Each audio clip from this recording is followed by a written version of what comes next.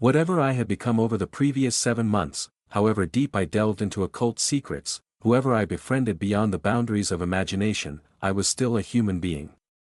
I had mixed my flesh with the invisible glory I'd brought back from the abyss, I'd grafted tentacles to my flanks and repurposed neurons to run them, I'd grown a reactor in my belly, an organ which could ruin the career of any biologist, I'd spoken with creatures not unlike gods, stared down things worse than the devil, and apparently made impossible creatures fall in love with me. Some people might call me a monster, what with all these tentacles waving about and a hiss in my throat and my skin flushed with tetrodotoxin, but they'd be using the word incorrectly. All these additions were still me, still Heather, still part of the human being at my core, not a corruption or an invasion. I carried a brain inside my skull. I got hungry and tired and cried sometimes. I had to sit down to use the toilet. I was fleshy and soft and scrawny, I bruised easily, and I got terribly sore whenever I sat hunched up in a chair for too long without stretching. None of that was anything to be ashamed of, despite the moments of terrible dissociation when I looked down at myself and saw rotting meat wrapped around a glugging chemical factory. I felt sunlight on my skin, I filled my lungs with air, I ate chocolate and strawberries, those not earmarked for preem, anyway. I snuggled up in bed alongside rain and laughed with my friends and melted under the stream of a hot shower. All of those things were worth experiencing. Worth holding on to. Worth existing for. Preem and Jing agreed, it was better than the abyss. If I didn't believe that, then why try to rescue Maisie at all? Why try to give all of this back to her? Whatever I looked like and wherever I'd been, I was still human. And the royal palace of the king in yellow was not designed for human minds. When Sevens and I stepped over the threshold, hand in hand beneath the stone arch and past the massive wooden doors, my senses came under assault. Are we going directly to the king? I asked from behind the false safety of my squid skull mask. I stared out through the eye holes at the twisted stone corridor, hoping it was just an optical illusion. Perhaps it would resolve as we drew closer. Then again, perhaps rain would appear with a chocolate ice cream for me. Both were equally likely. You need food. Sevens answered, soft and calm as she guided me the first few steps into her father's palace. Her voice drowned out the sounds of the distant party, the muffled music and the hubbub of a crowd. Water too. Perhaps a short rest. At the mention of water, I swallowed on reflex. I hadn't hydrated in hours and my throat felt dry as a desert.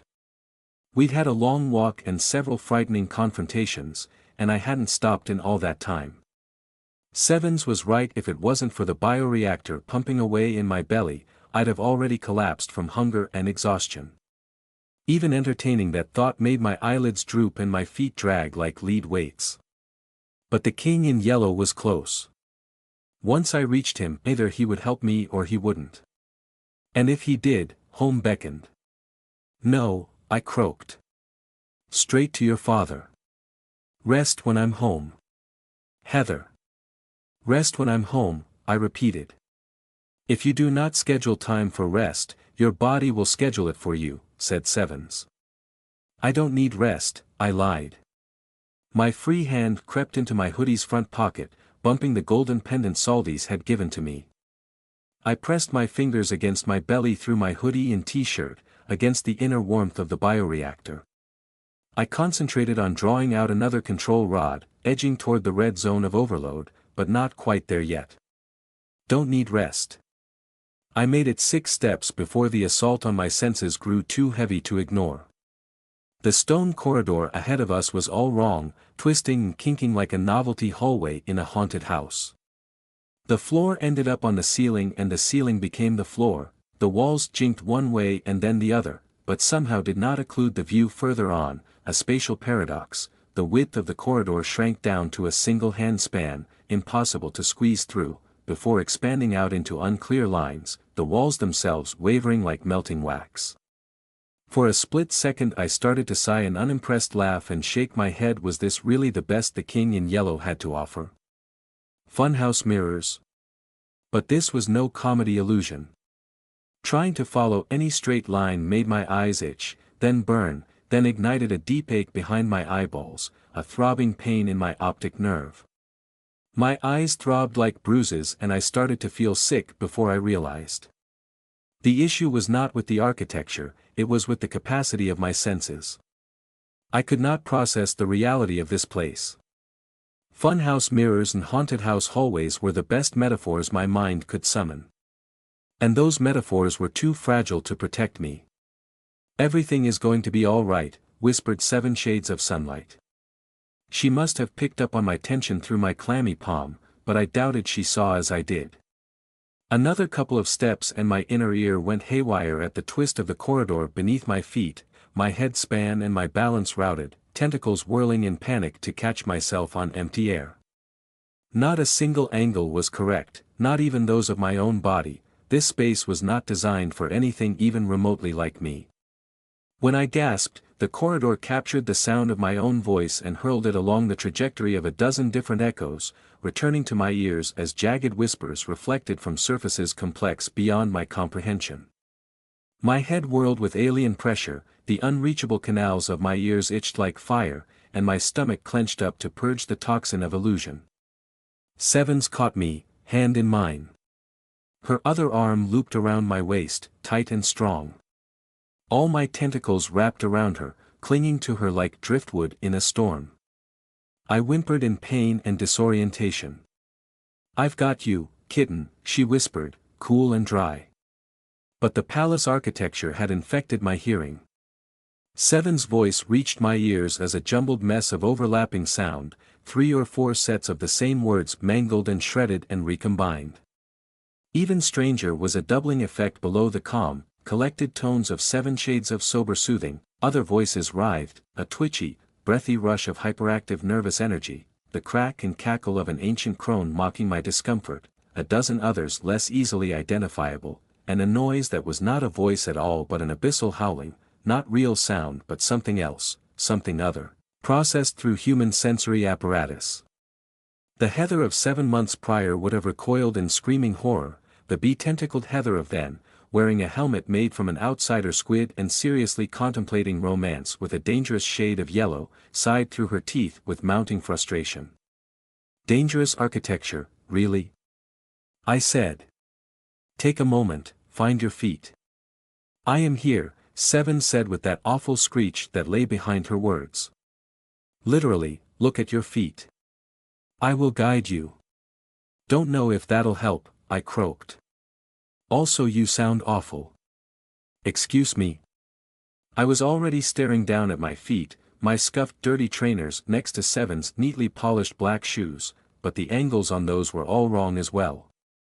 Enclosure by the walls of the palace did not exempt anything from the corruption of my senses. My trainers were jagged 1 second, then elongated in another, then gone in a blink and back in the next, along with my feet. The vision of my own ankles twisting and jinking made my stomach do a backflip. I retched, but held on, perhaps because my stomach was empty. Afraid of what I might see if I looked at Seven's, instead I sagged against her and craned back over my shoulder, at Saldy's and the Forest Knight. Both of them had entered the palace a few steps behind us. Saldy's was peering out of the opening of her sphere, gawking around at the corridor like a country bumpkin in the big city. Her rats scurried about her shoulders, overstimulated and unafraid. I'd half expected to see her buttoned up tight inside her sphere, but it was easy to forget how little of the human remained in Saldy's. The knight had never been human, but he had been earthly. He was no more meant to be out here than me. But Lassie's modifications had gifted him the metaphysical tools to survive. Imperishable armor or outsider biology, he stood tall, axe over his shoulder, unperturbed. "Just me then," I squeezed out, stomach turning over and ready to hurl. Why was I the only one experiencing this effect? As soon as I dared ask the question in the privacy of my own mind, the truth presented itself, a dark leviathan wallowing in the black swamp at the bottom of my soul. The eyes lessons readied the answer for me, began to supply the hyperdimensional mathematics behind this architecture, burning white-hot inside my skull. I slammed my eyes shut with a gasp, sealing myself into the dark. Sevens was saying, I will get you to my father, but first you need. I am 500% too hungry and too tired and too small for this, I groaned. I want out of here, Sevens. The king, your father, first. Now. It's incredible, Salty's breathed in genuine awe, voice quivering at me from 50 different directions as it bounced and reflected and reconverged. And this is just the foyer. I feel like I'm standing at the gates of Miklagard all over again. Shut up, I hissed, eyes still clamped tight. Please shut up. Every sound is wrong. Lady Morel. You. Shoo. Sevens hushed her. The sound was like a blowtorch in my ears. I heard a flump, presumably Salty's flopping back into her seat with theatrical obedience, but no more words. I hoped for merciful silence, but the walls of the palace whispered with the sounds of the distant party, tinkling laughter and hearty guffaws, a skipping record player hastily reset, snatches of classical music and jazz played atop each other, all muffled behind miles of wall, all distorted into jagged nightmares. And the screams, even more distant. Screams and gurgles and strangled cries. I shivered and tried to draw Seven's cloak tighter around my shoulders, but it wasn't big enough. Seven squeezed my hand. She had to do it 3 times before I finally caught on and squeezed back. She pulled me gently, with my tentacles still clinging to her for support, and led on. For the next 20 minutes, 7 shades of seeing became my eyes. Without the sensory assault of the architecture and our own mangled voices, I regained most of my sense of balance, but my inner ear sometimes glimpsed snatches of truth. Sometimes I could feel we were walking at an impossible angle, mounting a slope where the wall should be, or that the ceiling should be touching my head, or that we turned in a spiral despite walking in a straight line. We passed into vast open spaces where our footsteps echoed among stars, down corridors my stomach told me were suspended over bottomless pits, and over walkways which I knew in my gut were exposed to the open air, upside down over the misty landscape below. I felt rugs beneath my shoes of such luxuriant texture they must have cost a king's ransom, but I was spared exposure to any other decoration. Thrice on our short journey, we encountered the dangling tendrils of the party, like the snares of a jellyfish waiting for unwary prey. The first time, I heard a door open ahead of us, a loud click followed by a sudden swelling of the distant laughter and music. Sevens hissed, "Stop." I obeyed, frozen in sudden terror. Thankfully the sound was quickly sealed away again, the door closing once more with a gentle talk of wood on wood. Sevens waited several heartbeats. I felt like a rodent crouched beneath a log, uncertain if the predators had moved on, but then Sevens squeezed my hand twice and her confidence flowed into me. Even with my eyes closed I could feel her chin held high, her shoulders set back, her eyes intense and wide. The second time was much worse. We were in some kind of junction, perhaps a crossroads, caught right in the middle when it happened. I have no idea how I knew that, perhaps gut instinct, perhaps the echoes of our footsteps, or perhaps I didn't need eyes to see in that place.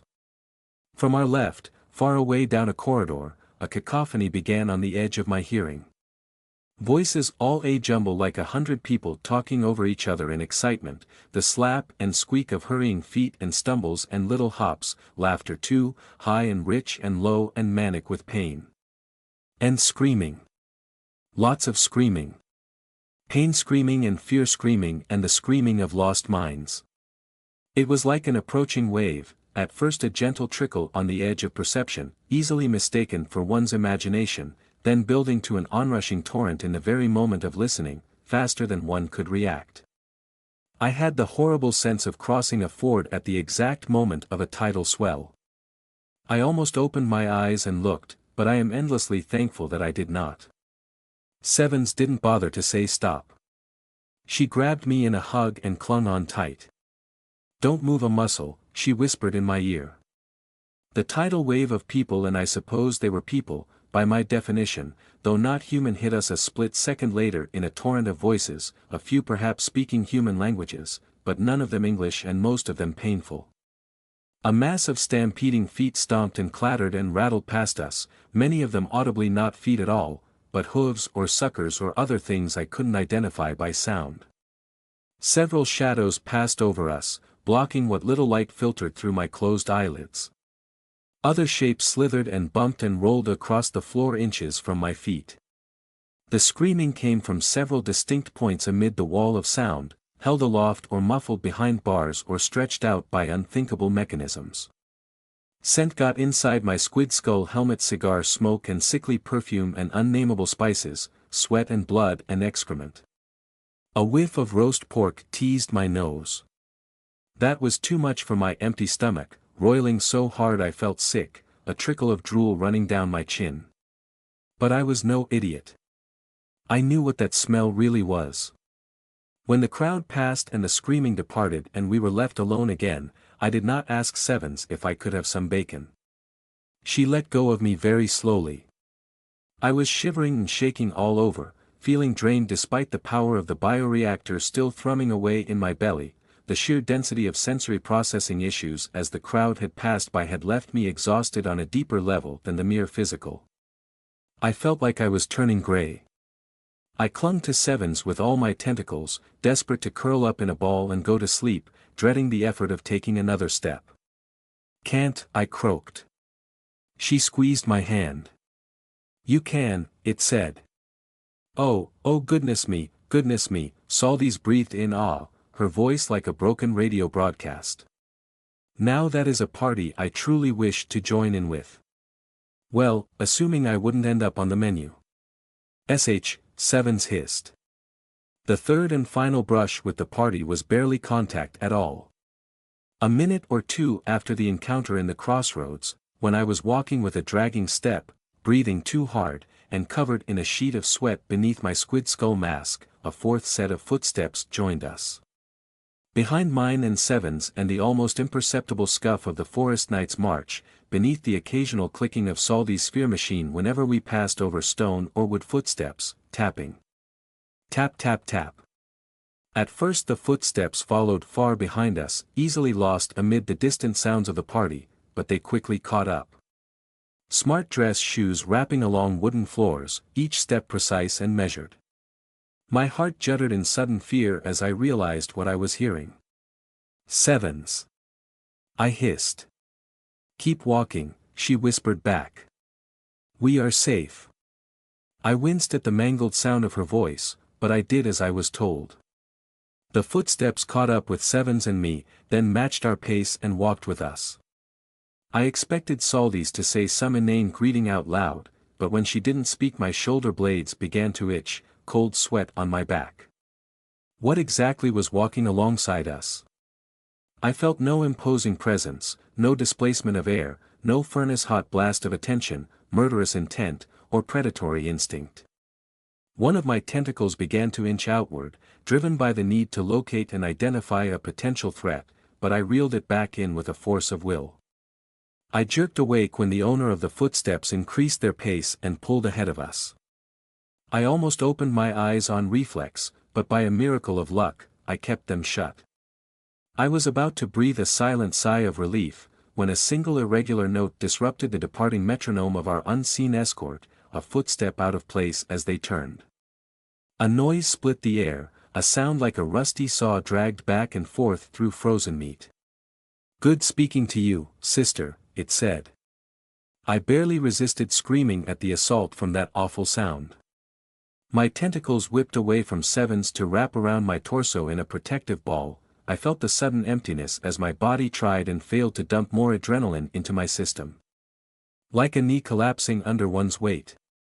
The footsteps trotted off, but the damage was done. The creeping corruption of the palace reached my sense of touch. Perhaps it was the fault of that unspeakable voice, or perhaps it was the end result of keeping my eyes shut, heightening the focus of my other senses, my awareness of sound and scent and the sensations on my skin. More likely it was a speedball of exhaustion and hunger that left me vulnerable. Too long propped up by abyssal approximation of human biology. Suddenly, Seven's hand in mine was both right here, fingers laced together, and miles away across a void of cold vacuum. My weight against her side was both a close snuggle between two vaguely human-sized creatures, but at the same time it felt like the grinding of a pair of tectonic plates. My shoes were open mouths wrapped around my feet and my own skin was too constricting, a straitjacket suddenly crushing my lungs with my own flesh. My hair follicles ached and my eyeballs were too large and my fingernails needed to come out, had to go, right now, right now. I think I choked on thin air. I think I opened my eyes. I think a strong pair of arms scooped me up around the back and behind the knees and hoisted me in a princess carry as I whimpered and spluttered. I don't recall precisely, because that's when my consciousness flickered and went out. The last thing I heard was Sevens, sighing. I did ask him not to speak. Silk pillowcase. That was my first coherent thought when my mind ebbed back. I was no stranger to this process, this drip feed of pain and awareness, sensation leaking in until the pilot sapience was awake enough to piece it together. Cheek cradled by luxurious softness, hands wedged beneath the pillow in an instinctive hug, shoulders and waist and hips and legs cocooned by soft layers. Silken and gentle and cool. Silk pillowcase, the height of luxury. I don't think I'd ever touched silk before, but somehow I still knew. Consciousness breached the waves of oblivion, registered these impressions, then began to sink again, like an orca who had tasted air and decided the deep ocean was better. My limbic system whispered sleep, recover, nothing to worry about. I snuggled closer into the pillow and the embrace of my own tentacles, thick ropes of muscle wrapped around my torso and belly to keep me warm and snug. Distant worries and blurred impressions demanded executive function, but the executive was asleep at her fancy desk, drooling on her suit. Silky smooth, soft and warm, cool and dry. Where am I again? My mind asked before I went under. Then cold and wet and wriggling and stinking of rot, grinding bone grit into my face. Sleep ripped apart with a gasp. I choked down a shriek, pushed myself up, heart racing like a hare, and scrambled back, away from a silk pillowcase. Panting, covered in a sheen of cold flash sweat, I sat blinking and confused for a long moment as my mind caught up, as I took in my surroundings, as my heart rate eased back down. I was on a bed, a very fancy bed, quite possibly the fanciest bed I'd ever seen, let alone been deposited upon and allowed to burrow into like a drowsy rodent. It was large enough to sleep 6 or 7 people or perhaps 4 of Zheng with about half a dozen crisp white sheets beneath a thick butter-yellow duvet. A small hill worth of pillows was piled against the reddish oak headboard, all of them different colors, though the one I'd been snuggled up with was a very deep, soothing, sunset yellow. Sevens. I croaked at the pillow through cracked lips, then felt very silly when it didn't answer. Only a small corner of the bedsheets were peeled back, right where I'd been asleep, just enough space for me to snuggle my face into the pillow. A little patch of my drool had dried on the yellow pillowcase. The rest of the bed was immaculately smooth and plush, untouched but for the divot left by my body weight. I felt like I'd violated the bed, as if I'd wandered onto a set that was never meant to be truly used, a showpiece or an artwork now forever damaged by my bodily needs. 4 wooden posters stood at the corners of the bed, with dark, heavy drapes gathered back by little ropes. Beyond those drapes was a room equally absurd, like something meant for a fairy tale princess, all soft white walls with fancy wainscoting and little flourishes of yellow gold leaf, the kind of interior decorating that didn't exist outside of stately homes or people with more money than taste. Imitation candle-shaped light bulbs draped soft illumination over every surface. Overlapping rugs covered a floor as large as a sitting room, though there was little other furniture. I instantly spotted my squid skull mask and my blood-stained pink hoodie neatly placed in the middle of a small white and gold table, along with 3 matching chairs far too fancy to ever sit on. Beyond that was only a single door leading out, the same white and gold design with a little golden door handle. A trio of huge wardrobes flanked a makeup table, and an absolutely gigantic full-length mirror stood next to that, easily 11 or 12 feet tall. I caught sight of myself in that mirror, so very tiny. I looked terrible. I coughed, raising a sleep-clumsy hand to poke at my face. Somebody had cleaned the worst of the blood, removed my hoodie, and taken away my shoes. No prizes for guessing who, I told myself, far too groggy to feel embarrassed. Sevens had seen worse, for all I knew, she watched me on the toilet. I was wrapped up warm and snug in Seven's yellow cloak, which seemed to have grown about 3 sizes and gained a hood large enough to lose myself inside, more like robes. My tentacles were wound about my body in a tight self-hug beneath the cloak, my very own portable sleeping bag, but I regretted that as soon as I started to unwind them they ached like arms after sleeping at the wrong angle, knees kept bent for too long, muscles sore and stiff. I arced them outward slowly, wincing and hissing as I worked the life back into my extra limbs. My mouth was bone dry and my eyes were gummy and thick. My fingers were stiff and my head was full of cotton wool. I could still taste blood and I ached all over, but I'd slept for several hours. I'd come back from the brink. But I stared at that yellow silk pillowcase. Where had that sensation of wet rot come from? A nightmare? It had felt too real for that. But this place was solid now, solid enough to run my hand over the duvet. Sevens. I raised my croaking voice, casting about the room, shuffling on my knees. 7, ah. I jumped, hand to my racing heart, at the sight of Lozzie's forest pattern knight standing at attention on the other side of the bed. Shining chrome and star metal axe, tall and silent. He was a welcome sight. "Oh, I wish you'd said something before I saw you," I wheezed, my heart dialing back down again as I took several deep breaths. My head swam with the adrenaline spike. The knight didn't respond. How long have I been asleep?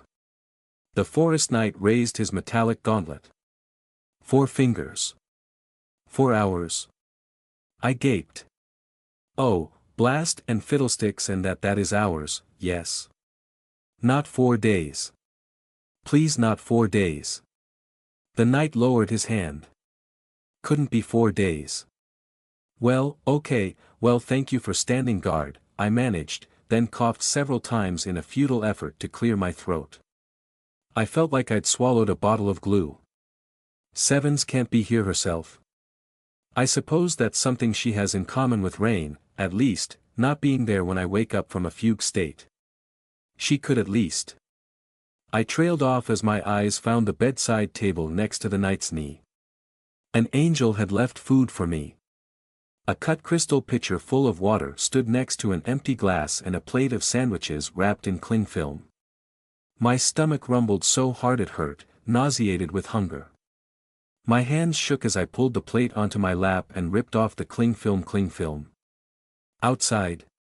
My mind filed that away for later, too focused on the ravenous need to eat. Shaking and panting, my salivary glands tingled and ached at the scent of ham and cheese, butter and mustard, tomato and pickles and fresh-baked bread. My tentacles were ready to shove the entire first sandwich down my throat. I actually had to swallow my own drool as I picked it up, but then I paused, mouth open, desperate. Holding back took more than I'd expected. The soft machine of my body demanded fuel. Now. It didn't care about the bioreactor. Now. I looked at the knight. Sevens. I had to slurp back drool. Sevens left these for me. Not somebody else. I know you're not big on talking but I have to know, she said nobody but her, but I'm. The knight dipped the chin of his helmet. Good enough. I inhaled one sandwich and got 3 bites into the next before I regained enough self-control to pour myself some water. I drank so fast I spilled some down my t-shirt, panting and swallowing and almost getting food stuck in my throat. These sandwiches were fit for royalty, wasted on me scarfing them down like a starved pig. I licked crumbs off my fingers and picked every fallen scrap of cheese and meat off the plate. I drained the pitcher and ate until it was all gone. My jaw hurt and my stomach felt fuller than it had in years. After the food, I sat there for a good few minutes, dazed and sleepy. I appended the pitcher and swallowed the last few drops of water, then placed it and the plate back on the bedside table. For some reason I felt it would be a crime to leave them on the bed. Stretching my legs and wiggling my toes proved that everything still worked. The rugs on the floor were even softer and thicker than they looked. Seven's yellow robe was so long it dragged behind me as I trudged over to the makeup table and the mirror, which showed me just how much of a mess I was, eye bags and all. The wardrobes were full of clothes. The floor was horizontal. The walls were sensibly upright. When I padded over to the table, I picked up my squid skull mask, but didn't put it on. That was solid too, actually here, not a trick. The gold pendant from Saldi's was still inside the front pocket of my hoodie. I tapped it on the table. It didn't vanish. I walked back to the bedside table and scooped up the cling film. It crinkled, just like cling film should. This can't be real, I murmured, then glanced at the night. Well, no, I explained, mostly for myself. Of course it's real, but it's also I don't get it. This is cling film. We're outside.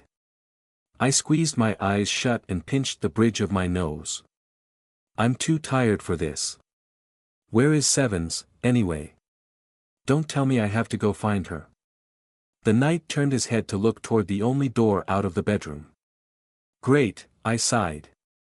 All right, but if I open that door and there's a bottomless pit on the other side, or a brick wall, or I don't know, Melancholy's mouth wide open for me to walk into, like I'm a mouse in a cartoon, then I will be very upset. I might cry. Carrying my squid skull mask in one tentacle and tugging Seven's robe snug around my shoulders, I padded across the rugs and over toward the door, pausing to retrieve my hoodie from the table. The garment was badly stained with blood, but it had been a present from Rain. I'd rather eat my own toenails than abandon it outside. I crept up to the door and was about to touch the golden yellow handle. But then I heard voices from the next room. One first, laughing and jovial. I recognized it instantly, Saldi's. The walls of the Yellow King's palace were too well made to make out what she was saying, but her tone rang true, amused and fascinated, in full flow.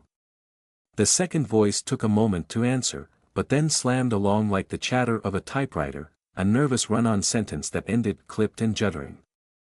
Female, young, scratchy and blunt, grumpy as sin and twice as jumpy. I didn't recognize it.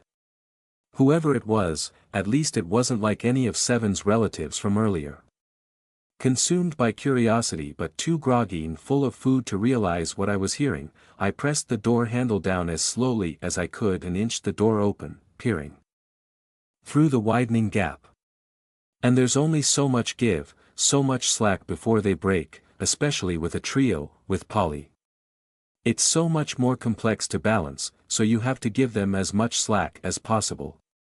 The room beyond was sister to the bedroom, a parlor decorated in the same style, all in white with gold highlights. Light fell from a pair of massive floor-to-ceiling windows along one wall, illuminating a trio of low sofas around a wooden coffee table, on which sat a full tea set in beautiful butter yellow. Some half-eaten cake lay on matching plates. A reading desk and an armchair, complete with a lamp, stood off to one side of the room, next to a row of neatly organized bookcases filled with the cheap cardboard of early 20th century consumer hardbacks, some little soapstone Buddha statues, and a glass case which contained a massive preserved butterfly. My shoes lay next to a door on the other side of the room, laces neatly untied.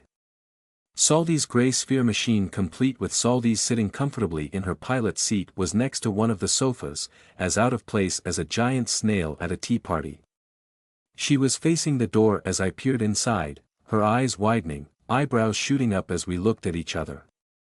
Her trio of massive black rats were on the coffee table, among the cups and saucers, nibbling at cake on 3 little plates. Strength leads to strength. That's how it works with 3 or 4 or 15 partners, screw it up and you screw everything up. But keep it strong and you're invincible. You're immortal. The speaker was facing away from me, squatting barefoot on one of the rugs. She looked exactly as young as she sounded, perhaps my age or even a little younger. She was so bony and scrawny she must have been malnourished, so pale her skin was almost translucent, so thin I could see the tracery of blue veins beneath the surface. She wore only a black tank top and a pair of matching black shorts on her pale legs. Her hair was the brown of an unwashed dog, hanging limp past her grubby neck. A set of dolls and action figures, all thankfully human, were strewn across the rug in front of her, in various stages of child-friendly undress. All of them were female, but there was a great variety between them, the hand-downs and knockoffs of a dozen different families. No Barbies though, nothing so recognizable. As she spoke, she held a doll in each hand and mashed them together as if trying to make them kiss, so she didn't notice when Saldy spotted me. When she finished talking, I realized what I was seeing. Sevens. I croaked. 7 shades of sad and scrawny jerked around like I'd hit her with a cattle prod, feet going out from under her, hands dropping the dolls. Beetroot blush blossomed across mushroom pale skin. Wide eyes bulged, twice human size, red irises, black sclerae. A mouth full of tiny sharp needle teeth hinged open in wordless embarrassment. She scrambled to her feet, rubbery and twitchy like a ferret, but by the time she got there, 7 shades of secret shame had vanished, replaced once again with the quiet confidence and cold exterior of her princess mask. Dirty rumpled tank top was replaced by crisp white blouse, lank hair by ruler straight blonde fringe, inhuman features by enigmatic turquoise eyes and perfect skin. She clasped her hands behind her back and fixed me with a piercing gaze. "Heather," said 7 shades of surprisingly unsubtle, calm and collected. "I did not hear you wake." "Obviously," I croaked. "Sevens, what was?" "An old mask. That is all. It is good to see you awake. How did you sleep? How do you feel? Did you find the food?" Yes, thank you, Sevens. I slept, I guess. Still feel pretty terrible though. I'd love a bath, but not outside." I spoke slowly, well aware she was trying to distract me with questions. That other mask, that was you? Old and unimportant. Did you like the sandwiches? I made them myself. I hope I predicted your tastes, I expect I did. I know them all, of course. 7 shades of sunlight does herself a disservice. Saldy's barked a laugh from inside her sphere. She raised a teacup in casual salute, accompanied by a very smug grin. Old and unimportant, indeed. We were having the most fascinating conversation. A real strategy meet. Sevens turned with icy slowness and fixed Saldy's with the silence of a descending guillotine blade. Saldy's covered her mistake with an ostentatious display of sipping her tea and rolling her eyes. "Sevens," I croaked, "if that was some kind of real you." "There is no real me. Only masks." "You wear masks like moods." I huffed, too groggy to be polite. "That means every one of them is the real you. Right? So don't be embarrassed." I tugged on a corner of the thick yellow robes which held me like an embrace. "You were happy to show it to Saldy's. You gave me a piece of yourself and you want me to accept you. Then show me all of you. Don't hide important bits of yourself." Seven's expression was unreadable behind those wide, intense eyes. She tilted her head, neither a nod nor a shake. Behind her, Saldy's looked like she was going to asphyxiate if she got any more smug. I huffed out a sigh and closed my exhausted eyes. This was not the time for this battle. "Thank you for bringing me here," I said. I passed out, I was overwhelmed. Too tired. "What's going on? Where is this?" "These are my chambers," said Sevens. "You have slept in my bed. Though, perhaps not in the way we would both prefer, kitten." She was trying to make me flustered, but her tried and tested tactic did not work. All I could see in my mind's eye was that bony little blood goblin she'd been moments ago, with the weird black eyes and the tiny sharp teeth, so mortified and ashamed to be caught playing with dolls, to be caught existing at all. I wanted to take the hand of that mask and tell her not to be embarrassed, not by any part of herself. I would not mock her for playing with dolls. I would not deny that she was real. But maybe I had Sevens all wrong. Maybe that's not what she needed from me. This is still inside the palace? I asked, glancing around the room. My vision was all fine here, no funhouse mirror distortions. When I looked out the window I felt a wave of vertigo. The view showed a tangle of jumbled towers and battlements, upside down and right way up and sideways and backwards, all wreathed in sky mist. Impossible to estimate how far up. But no distortion, no sickness, no screaming wrongness in my head. Why is this all so human? Human? Saldis asked, laughing. She gestured around the room with her teacup. A poor joke, Lady Morel. Especially from you. This looks pretty human to me. I waved the piece of cling film I was still holding. This is cling film. But we're outside. Forgive me for assuming, but I don't think Tesco delivers out here. To my surprise, Sevens and Saldis shared a glance. Saldis shrugged. Sevens gave nothing away as she turned back to me. This room is merely a comfortable space for myself and those I invite, she said, and I have very much invited you. What you perceive here, that is your responsibility. Your perceptions are adjusting. This means that speed is of the essence. We must get you home. I stared at Sevens, then down at the cling film in my hand. So, not cling film? Not exactly. I swallowed and felt vaguely sick. What were the sandwiches, then? Sandwiches. I frowned at Sevens. But. Lady Morel, Saldis spoke up, I have been beyond Midgard for much, much longer than you have. Allow me to offer you some advice. When you encounter a paradox out here, accept it. Questioning these things leads to madness. So, I ate sandwiches, I said. All right. Sevens, getting home, yes. Is the king still waiting for me? I have spoken with my father on your behalf, she said. My heart leapt. Oh. Oh, great, did he? And I have secured for you an audience chamber which will present as little challenge to your senses as possible. You couldn't talk to him for me? Get him to help us?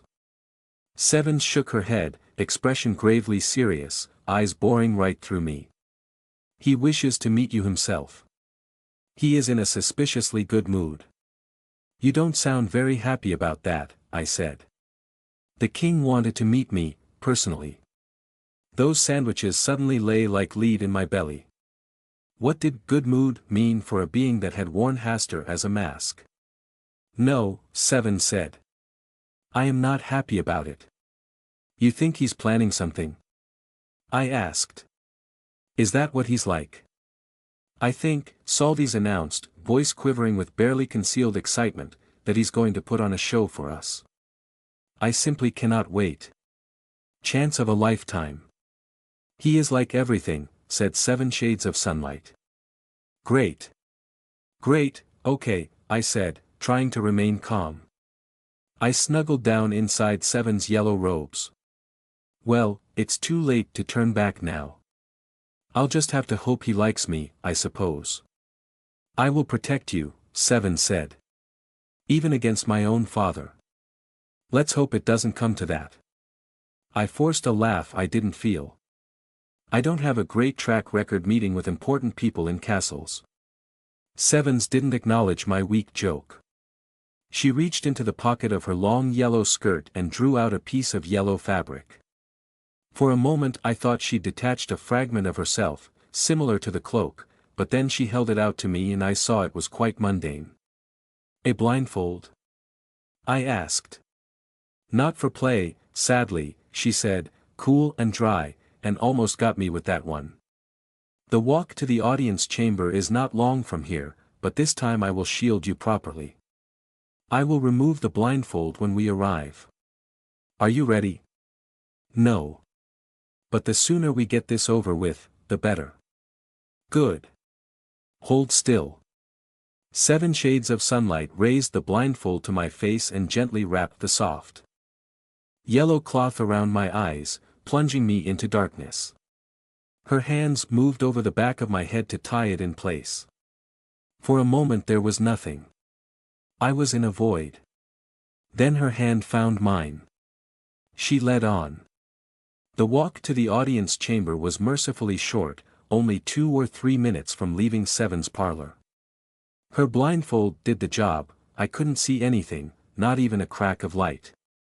Somehow the blindfold protected my hearing as well, but I wasn't deafened. I could still hear Seven's footsteps, the gentle metallic ring of the forest knight's boots, and the slow ticking of Saldy's sphere, but those sounds were normal, undistorted, not an assault on my senses. The din of the distant party had fallen silent. Perhaps I'd slept through the end of the festivities. When we passed into the audience chamber, I felt it in my gut and in my bones. I did not need eyes to see that we had stepped into a void. I did not need Sevens to stop to know we had reached our destination.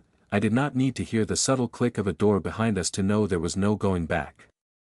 Seven's hand tightened on mine. I realized with a sudden sinking feeling that her palm had gone clammy.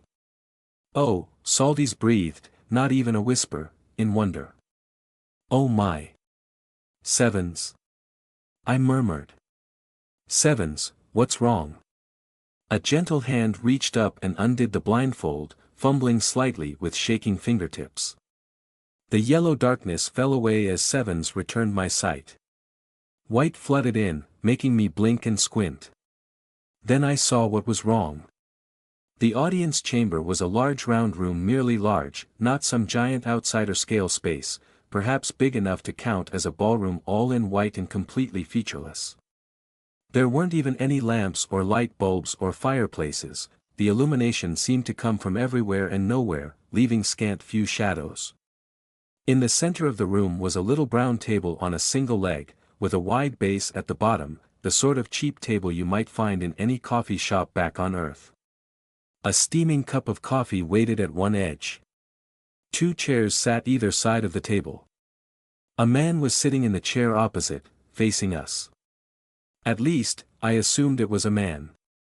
He was bandaged from head to toe, every inch of him concealed behind rough yellow fabric. Like a mummified Egyptian pharaoh. Rail-thin, unmoving. Bandaged hands propped on the table. He was, however, not the most worrying thing about the room. We had an audience. A crowd was arranged in a circle around the edge of the room, 3 or 4 people deep. Humans, or at least currently imitating humans. All of them were dressed as if they'd stepped straight out of a 1920s period piece, all elegant flapper dresses and black-tie dinner suits, cigars and cigarette holders, flutes of champagne and glasses of red wine. Some were dressed like stereotypical gangsters, others like precocious children. All ages were represented. Men, women, and those in between too, overt non-binary people, butch women, feminine men. None of them made a sound, but all of them were amused, grinning or winking at us. Many raised silent toasts with their drinks. Some licked their lips in anticipation or mimed silent clapping. More than a few were practically vibrating with excitement. My tentacles inched out from beneath the thick folds of my yellow robe. Abyssal instinct screamed fight. My bioreactor thrummed in my abdomen. Sevens, I asked, my voice tight and high. I nodded at the bandaged man in the center of the room. "Is that your father?" "Yes," was all she said.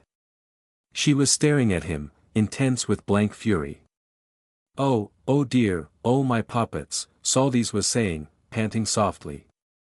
"Are we to be the subject of a play?" "Father," Sevens raised her voice. She took a step forward, hand still in mine. "Father, I do not understand. Why are you unmasked?" Our unwelcome audience exploded into roaring cheers, sudden enough to make me flinch and hiss.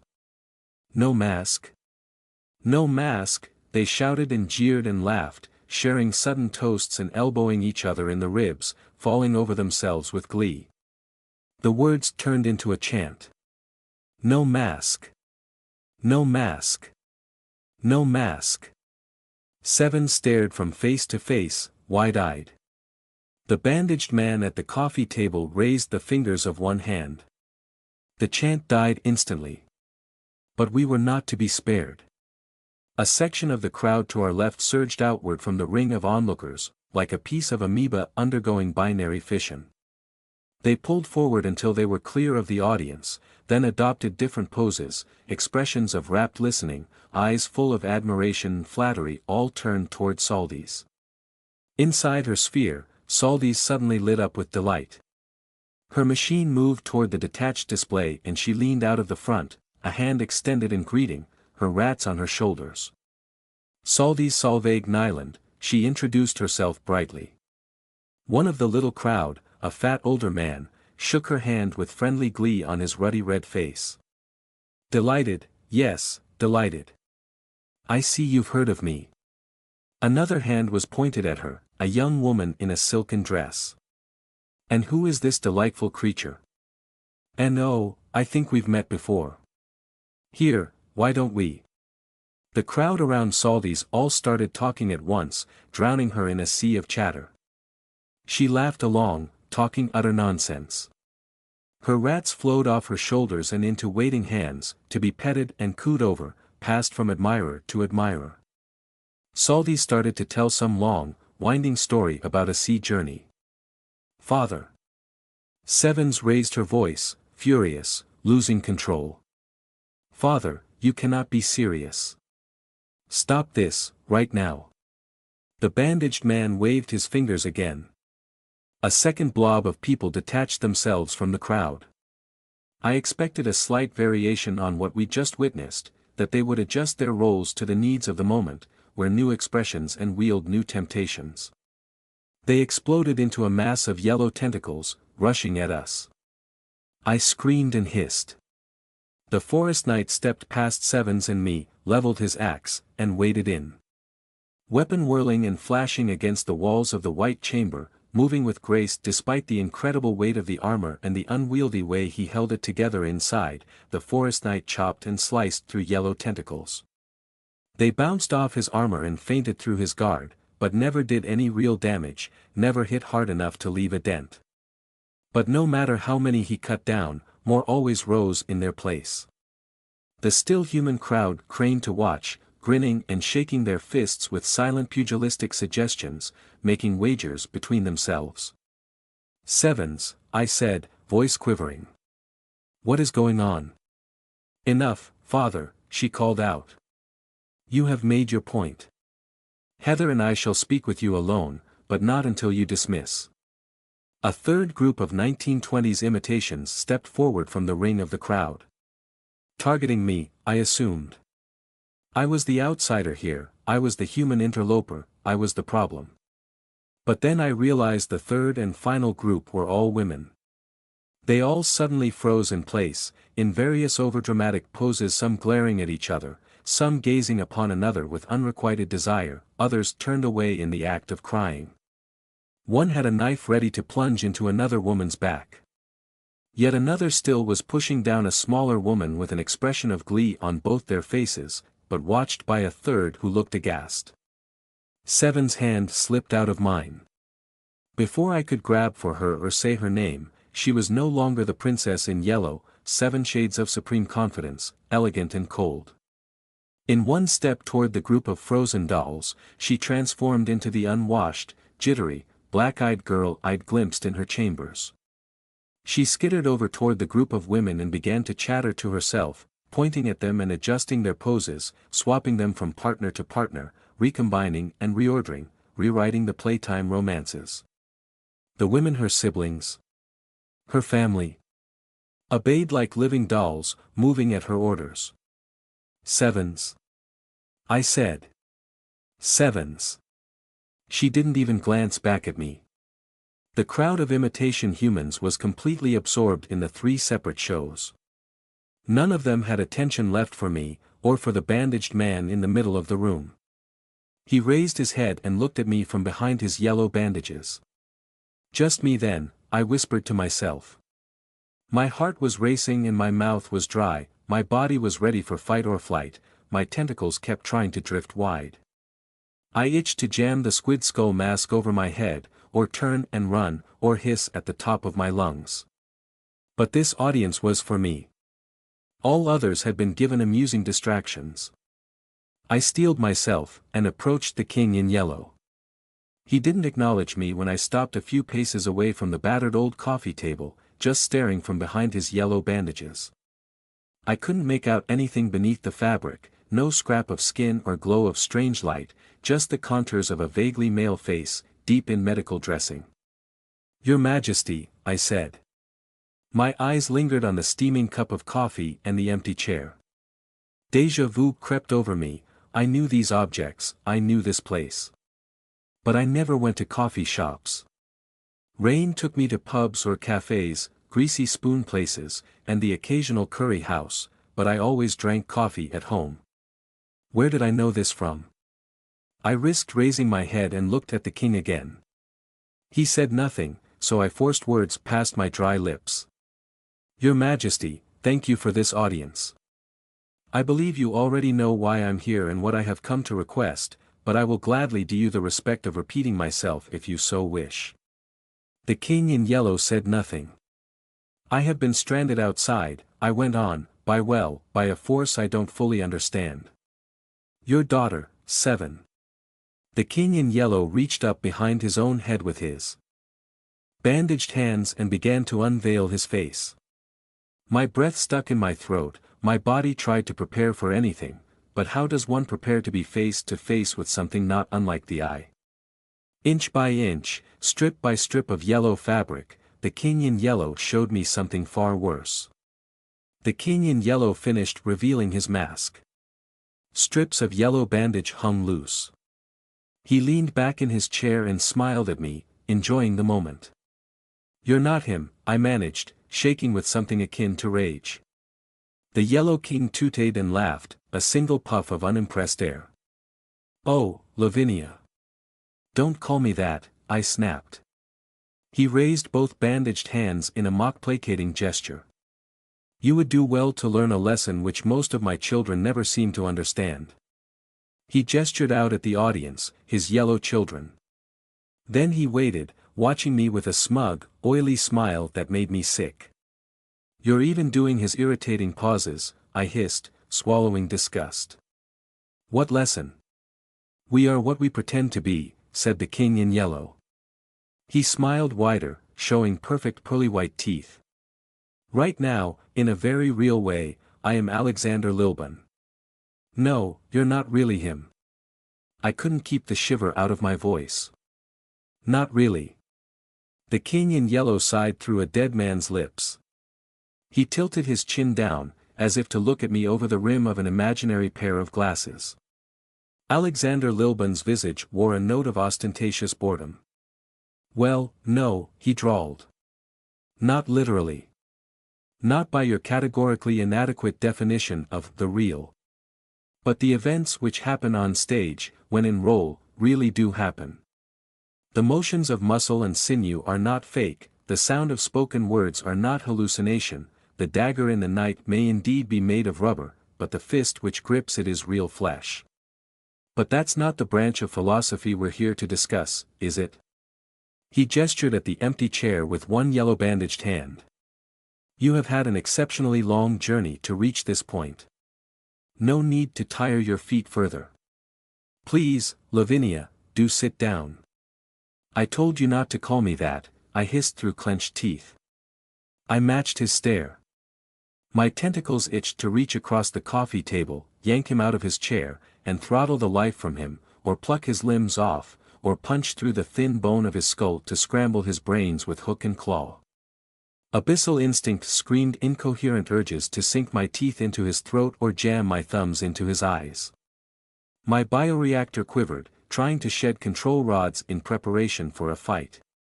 I slipped my hands deeper into the warm yellow darkness of Seven's robes so he wouldn't see them shaking. My body recalled killing this foe once before and it was ready to do so again. Except this wasn't Alexander Lilburn, this was the king in yellow, and he was more than capable of defending himself against something like me. Keeping that fact in mind was difficult, to say the least. Wait, I managed, trying to stay focused on why I was here in the first place. Are you responsible for all this? For Alexander's revenge? For the dead hands? For the king in yellow managed to make his Alexander mask look so unimpressed that the real man himself would have admitted defeat. He looked at me like I was a particularly dim child who'd just eaten a pound of glue and chased it with a pair of scissors. No, I murmured. No, the hand started long before I met Sevens, right after Lozzie saved me from Wonderland. Unless you've been watching me this whole time, it couldn't possibly be you. Alexander in yellow raised his bandaged hands and gave me a derisively delicate round of applause, fingertips against palm.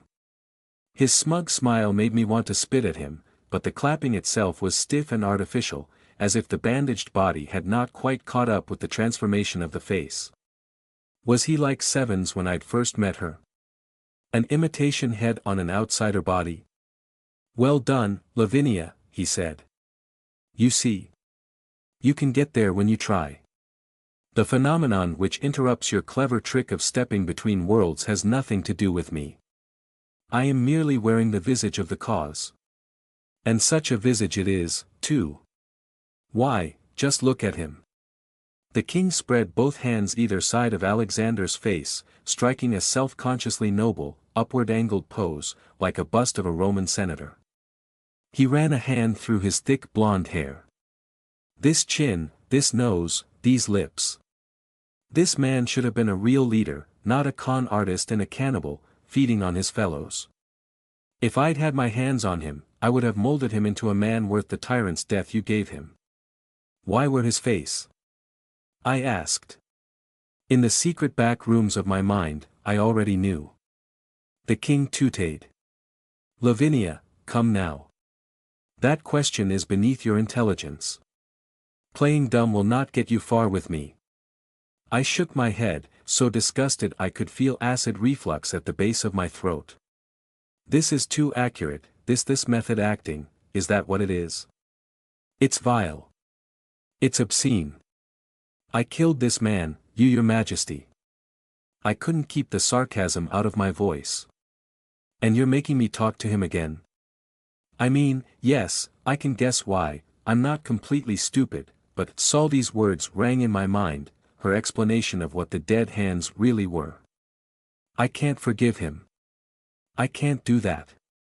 His smugness of yellow nodded along, smile cutting deeper than I'd known possible. Indeed, he purred. I let out a sigh that shuddered with both anger and anxiety, trying to keep a tight grip on my temper, my instincts, and the sandwiches in my stomach, which now sat like cold lead in my guts. I forced my gaze away from the king, away from Alexander's memory, and looked out at the crowd of 1920s-era cosplayers in their ring around the edge of the circular white room. A few of them were watching us, but only with an occasional disinterested glance over their drinks. We didn't present much spectacle compared with the 3 attractions the king had put on for them. Saldy's telling a roaring tale of going a Viking, her 3 rats the darlings of her listeners, the forest knight locked in an endless dance of combat with yellow tentacles, showing off his skills with his axe. 7 shades of sunlight scuttling about and chattering through her needle teeth as she repositioned and recombined the actresses in her web of imaginary sapphic romance. Seven's voice seemed so far away, like I was standing backstage. This is not a good first impression of I swallowed and steeled myself. Of my future father-in-law. The king in yellow shrugged with every ounce of Alexander's self-importance. He gestured at the chair again. Sit, please. We have so much to discuss. Fighting my disgust, I yanked the chair out with one tentacle and sat down, gathering the mass of Seven's yellow robes and smoothing them over my backside as I lowered myself into the chair. I managed to keep my eyes locked with the king, but unfortunately he did not care. His imitation of Alexander's superiority complex was far too complete. Once I was settled, I fought against the urge to slip my squid skull mask on over my head. Somewhere deep down, I knew this was an unfair contest. If I wore my mask, I would forfeit my opportunity. I've taken the liberty of making you some coffee, he said, his smile giving away the game, the set, the match, the whole damn sport. He nodded at the steaming cup on my side of the little plastic table.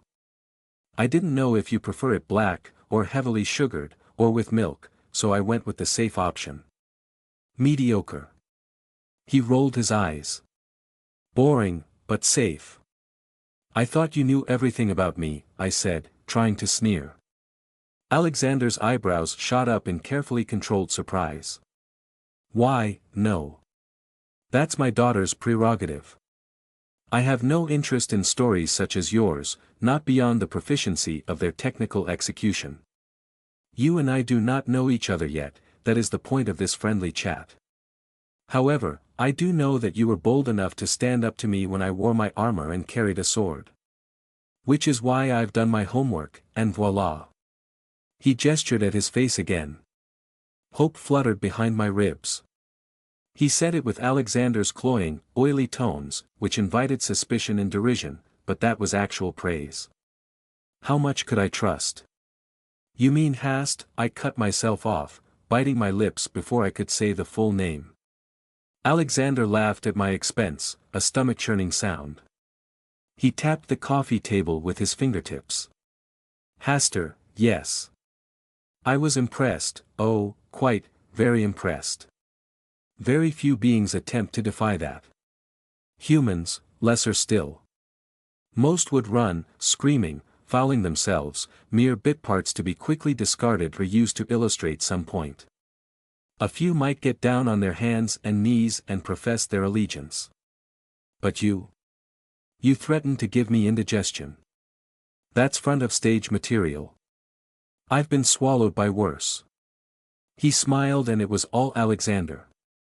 All smug self-importance, the look of a man sizing up a prospect to be flattered just enough to ensnare and exploit. I couldn't stop myself. I opened my mouth wide and hissed at him. He just took it, raising his eyebrows and smiling all the wider. When I finished, panting and glowering, he gestured at the coffee again. Please, don't hold back on my account, he said. I didn't even bother looking down at the steaming coffee. When the real Alexander offered me a drink, it was probably drugged. And I didn't fall for it then either. Very smart. Very sensible. I am not the same creature I was when I sat at the real version of this table, I said slowly, letting my tentacles drift outward from inside Seven's yellow robes, allowing the hint of a hiss into my words from my twisted, knotted throat. In truth, I did not feel 100th as intimidating as I was trying to look. I was a fragile insect trying to flare the imitation snake eyes on my wings, but this predator was too canny, too intelligent. He saw through everything. Hello, not the same creature, said Bastard in Yellow, I'm Dad. All my fronting slammed to a halt, mouth hanging open. Did you just what? Indeed, you are not the same creature you were back then, the king continued seamlessly after his awful joke. He reached across the table with one bandaged hand and picked up the steaming cup of coffee. As he sat back, Alexander's mannerisms flowed through his bandaged body, shoulders flexing, one leg crossed over the other, relaxing into a pose of unassailable confidence. He took a long sip of the coffee and smacked his lips. You have become so much more, Lavinia. After all, when you spoke to the real Alexander at this table, you were not yet a murderer. Murderer. He drew the word out, savoring the 3 syllables like caviar, watching me for the slightest reaction. I didn't give him any satisfaction. I looked away, toward Sevens in her weird little blood goblin mask, scuttling about between her lesbian volunteers. She didn't return my gaze, too lost in her father's trick, but I caught a flash of those huge red-black eyes like shadowed rubies, that strangely wide mouth full of tiny sharp teeth, those delicate cheekbones and petite nose. Her bare arms and legs vibrated with energy, like she was mainlining caffeine, cocaine, and cortisol all at once. I'm not sure why I looked away from the king. What was the point? I knew what he was up to, and what he was trying to get me to do. I knew what this was about. I knew and acknowledged and accepted that I had committed murder. Furthermore, he was wrong in one important detail. He didn't have me complete. Did he not know? This is cruel, I said. You know that? Oh, Lavinia, he sighed with Alexander's voice, losing patience. Cruelty is hardly my intention. If I was being cruel, would I have invited you to a friendly sit-down? You cannot even imagine what cruelty from me looks like, you. Not this. I turned back to him and tapped the table with the tip of one tentacle. That. I pointed out at the crowd, our uninvited and unexpected audience. I pointed at Saldes and the forest knight, at the silently laughing onlookers, the ones making bets, the ones whispering to each other, the ones clapping with delight. But mostly I pointed at 7 shades of sunlight. Lilbun in yellow raised his eyebrows at me. He knew exactly what I meant, the worm, but he was going to make me say it anyway. He wanted to make me say it out loud. Ah. Cruel. Yes, I hissed. It's cruel. To put people on display against their will. Saldes, well, probably not her. I'll bet she's having the time of life right now. The knight, you're probably stressing him out, though I don't know him well enough to be sure. But Sevens? I shook my head, anger building inside my gut, a head of steam making ready to burst. You're mocking her. If that's how you treat your own daughter, how you treat her passions, the meaning of her life, then perhaps you really are just like Alexander. Perhaps I should pulverize you like I did to him. I've stared down the eye, Your Majesty. I know how to observe truth. What will I see if I turn that look on you? Are you prepared for what you might see? He asked, unsmiling. There is no little man behind the curtain. Stop treating her like that, I hissed. Or I'll claw your face off. Kingly Alexander held my gaze for 3 heartbeats, perhaps waiting to see if I would really do it. I let my tentacles twitch outward, I pulled a control rod out of my bioreactor, and I tensed up to spring out of my chair and across the table, ready to give it everything I had yet again, to defend a friend or more. From this abusive monster, even if he was only a mask. A hyperdimensional equation suggested itself in the back of my mind, whispered to me, see. But before I could pull the trigger, Alexander sighed and looked away. He raised one hand in the air, moving it from side to cover the whole room as he clicked his fingers 3 times. How he clicked his fingers wrapped in bandages, I had no idea. His clicking got the attention of his yellow children, the entire audience. Hundreds of faces paused and looked toward him. Leave, he said, voice filling the white room. He waggled a pair of fingers at the far side, where we had entered earlier. Go on, out. Off you go. I was expecting them to vanish like dawn mist, like the illusory projections they were. But a chorus of disappointment rippled through the crowd, faces falling, frowns blossoming, big sighs and overdramatic shrugs and performative stomps. Some gestured toward the display of their choice. Most of those were watching the Forest Knight's gladiatorial showdown, though to my eyes the fight was locked in a never-ending stalemate. A few even opened their mouths and began to voice complaints, the first they'd spoken out loud since their chants of "no mask." But father. You can't be serious. We've only just begun. Dear Seven is going to solve this one, I know it, The king in yellow clicked his fingers again and jabbed toward the door which had appeared in the white surface of the curving wall. Now. You will leave. In his words I caught the faintest hint of the magical compulsion that the real Alexander had used in life, when we'd faced him on the battlements of his grey jade castle, and later when he tried to bring Lazi back to his side. It hadn't worked well for him then, but the king in yellow held an authority that Alexander could only have dreamed of. As one, his yellow family gave up on the triple show. Drinks were drained, currency changed hands, arms were linked and kisses given, and off they went in one great departing wave, sulking and striding and strutting out of the white doors, into the corridor barely visible beyond. Some of them tossed me winks or meaningful nods or just shook their heads. A few of the women blew me kisses. One particularly ancient old man, who was not an old man at all, I had to remind myself, saluted me with a mahogany walking stick, in utter somber respect. The king in yellow clicked his fingers a couple of times more, still holding his hand high over his own head. "Orbit, melancholy, Steel," he said, "you three stay. I may have need of you." 3 figures detached themselves from the departing crowd, though I saw that all 3 had not been making the best effort to leave in the first place, perhaps expecting this retroactive summons. The 3 resumed their places around the edge of the circular white room, roughly equidistant. I recognized Melancholy. She still wore the same face as earlier, brown and weathered and more than a little grumpy, though I hadn't spotted her in the crowd, dressed in a simple, unflattering black dress from throat to ankle. Perhaps my nap in Seven's bed had given her time to return from her trip to the library. I had no idea who Orbit and Steel were. One appeared to be a small boy with an ugly smirk on his face, the kind of smirk that told you he'd just tortured a puppy to death.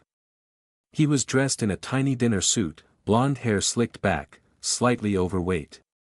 The other was an older lady who looked more like she should be commanding troops on a battlefield than dressed for a party, with close-cropped gray hair and a severe, strict expression, hands clasped behind a very straight back, eyes forward, feet planted. The rest of the audience finished filing out. A young man with messy hair was the last through the doors.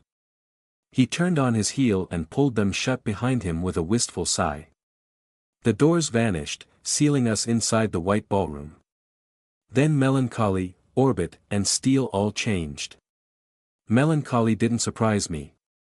In the blink of an eye she was the Grand Sphinx once more, 10 or 11 feet of feline muscles settling down on her haunches to watch the unfolding drama.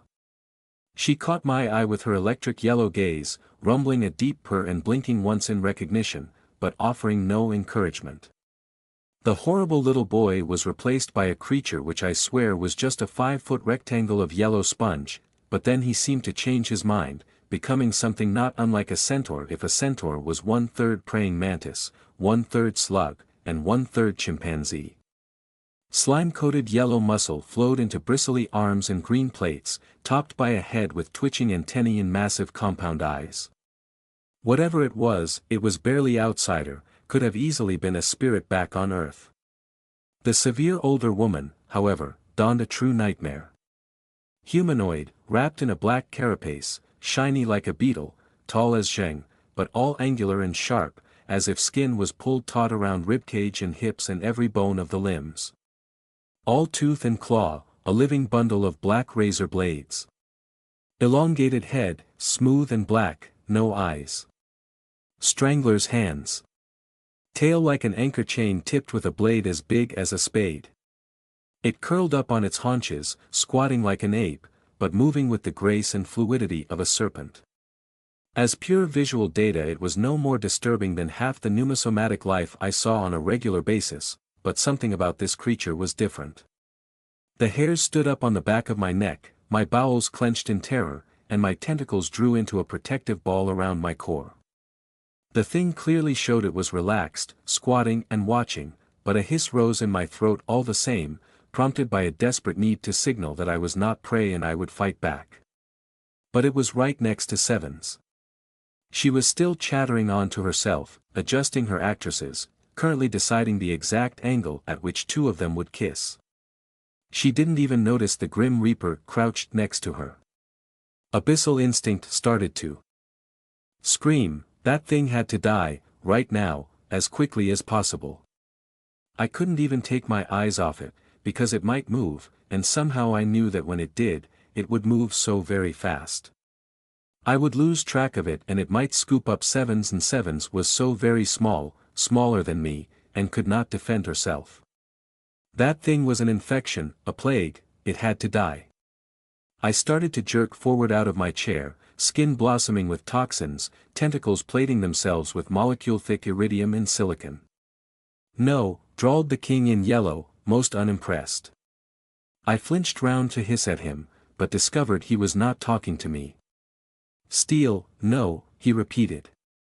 The horrible man-beetle death thing gave a low hiss to rival one of my own. I bristled and hissed back, but then Steel obeyed her father. In a flicker, the unacceptable aberration was gone, replaced by an actual human, the same gray-haired, strict-looking woman who had stood there before, but dressed in lumpy, shapeless, brown military fatigues. She raised an eyebrow at the king. "You are here to provide a counterpoint," he told her, "not antagonize our guest into a life-or-death fight. Have I made myself clear?" "That is my counterpoint," she said, voice hard and clipped, not quite human. Yellow Alexander pursed his lips, most displeased. Steel rolled her eyes, but she nodded. The king in yellow turned back to me at last. I eased back into my chair, swallowing down the dregs of the killing instinct. With Steel back to her human mask, the desperate need to defend Sevens drained away, surprising me with its intensity. But the dregs of adrenaline still sluiced through my bloodstream. "Better?" Alexander asked, spreading both bandaged hands to indicate the whole room. I managed a nod. "Yes. Thank you. I do apologize, Lavinia. It's this mask." He let out a haughty sigh, taking another sip from the coffee on the table. The cup hadn't stopped steaming. "I've been wearing it for hours, you see, ever since you stood up to Hastur." The king gestured at his own face, at Alexander's face. He was an exceptionally cruel man, wasn't he? Classical sociopathic sadist, even if he told himself otherwise. He was, I answered tightly, still trying to bring my tentacles back in and slow my racing heart. Do you think he really believed his own justifications? Was he working to protect humankind, by leaving it behind? I don't know, I admitted. It was the truth. I don't think it mattered, in the end. He nodded, slow and smug. You've had your fun, Lavinia. Stop calling me that. Then stop avoiding the subject, he snapped, suddenly angry, no longer amused Alexander's loss of control at loss of face. You killed me, Lavinia. Little Lavinie. You became a murderer, because of me. Was it worth it? I was a murderer before I killed you, I said, before I could stop myself. Him. Before I killed him, I mean. You're not Alexander, not really. Ah yes, Alexander purred, steepling his bandaged hands together. A new kind of smile crested his face, the smile of a successful flanking. He'd expected me to say that, damn him, he did know everything. The young initiate I sent with Amy Stack, to deliver your invitation to the real version of this friendly little chat. As I seem to recall, you killed him in one of the most horrible ways possible, a fate not even a dog should suffer. I sent him outside, I admitted, and my voice cracked as I said it. For a moment my mind returned to that dirty back alleyway, and to my ill-considered trip to the bookshop in the center of Sherrowford, unprotected, unaccompanied, without rain, before my tentacles, before the abyss. I'd run into Twill, but Stack had lured her away and I'd been left alone to be found by one of the cultists, by Alexander's man. For a split second my body recalled the feeling of being pinned down by somebody bigger and stronger than me, the horror of being helpless, the writhing, twisting, kicking animal sensation as I tried to get free. I'd had to get rid of him, get him off me. Tenny had helped, distracted him for a moment, just long enough for me to free my hand. And then I'd sent him outside. Gone. Long before I'd gained the knowledge to pinpoint location. Even if I had known how to retrieve him, back then one forced translocation left me shaking and spent, empty and exhausted, ready to pass out. I could not have performed another. Tell me, Lavinia, do you even remember his name? Jake, I said without hesitation. You said it, he said it, I hissed my correction. In the coffee shop, the real one. I've never forgotten. But that wasn't murder, was it? You don't think of it as murder. My blood is on your hands, but only metaphorically, not literally. You killed me without even pulling a trigger, Lavinia, but still I haunt you. You dream about me sometimes, don't you? I turn up in your nightmares, though you often forget them by dawn. But poor Jake. You don't dream about him, and you had to touch him with your actual hand, you had to press it into his face to kill him. But it wasn't murder. I tried to wet my lips, but my mouth had gone dry. It was a murder, technically it. Technically? No, manslaughter at best. Any jury in the land, well, not this land, I mean England, would take one look at you and one look at him and rule in your favor. Reasonable force, belief in imminent attack, all that. No. It wasn't murder. It was self-defense, I squeaked. Exactly, Alexander pressed, smiling wide with victory. And I wasn't. I mean, it was a reflex. I snapped, losing my temper, losing my cool, everything flooding out. I wanted him off me, so I sent him elsewhere, but I didn't mean to kill. I slammed to a stop. Alexander leaned back, smiling like a cat with a mouse trapped between his paws. But you did mean to kill me, he said. Yes. Obviously, yes. I turned away, angry and humiliated, having to admit this to the face of the man I'd murdered. I sought refuge in Sevens instead, her diminutive form scuttling about between her living dolls. She was totally absorbed, enjoying every second, not as fun, but as the creative flow of somebody doing what they really loved.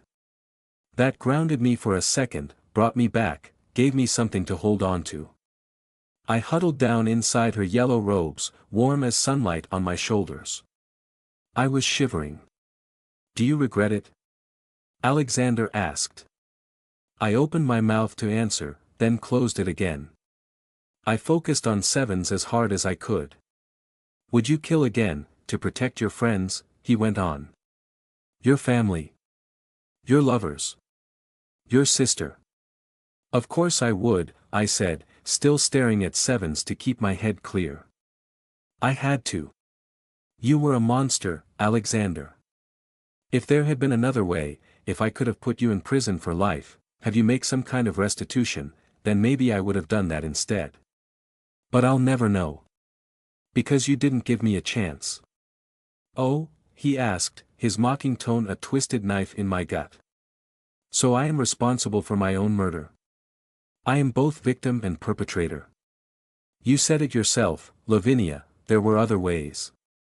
You chose to kill me, to murder me, when you had other choices. You chose. You were going to kill me and my friends. I turned back to him at last, the heat in my chest like a runaway nuclear reaction, burning bright and hot and destructive in ways I couldn't track anymore. You were giving Zheng a command. We wouldn't have stood a chance. You don't know that, he said, calm and cool. Perhaps I was freeing her, like a final wish for a genie.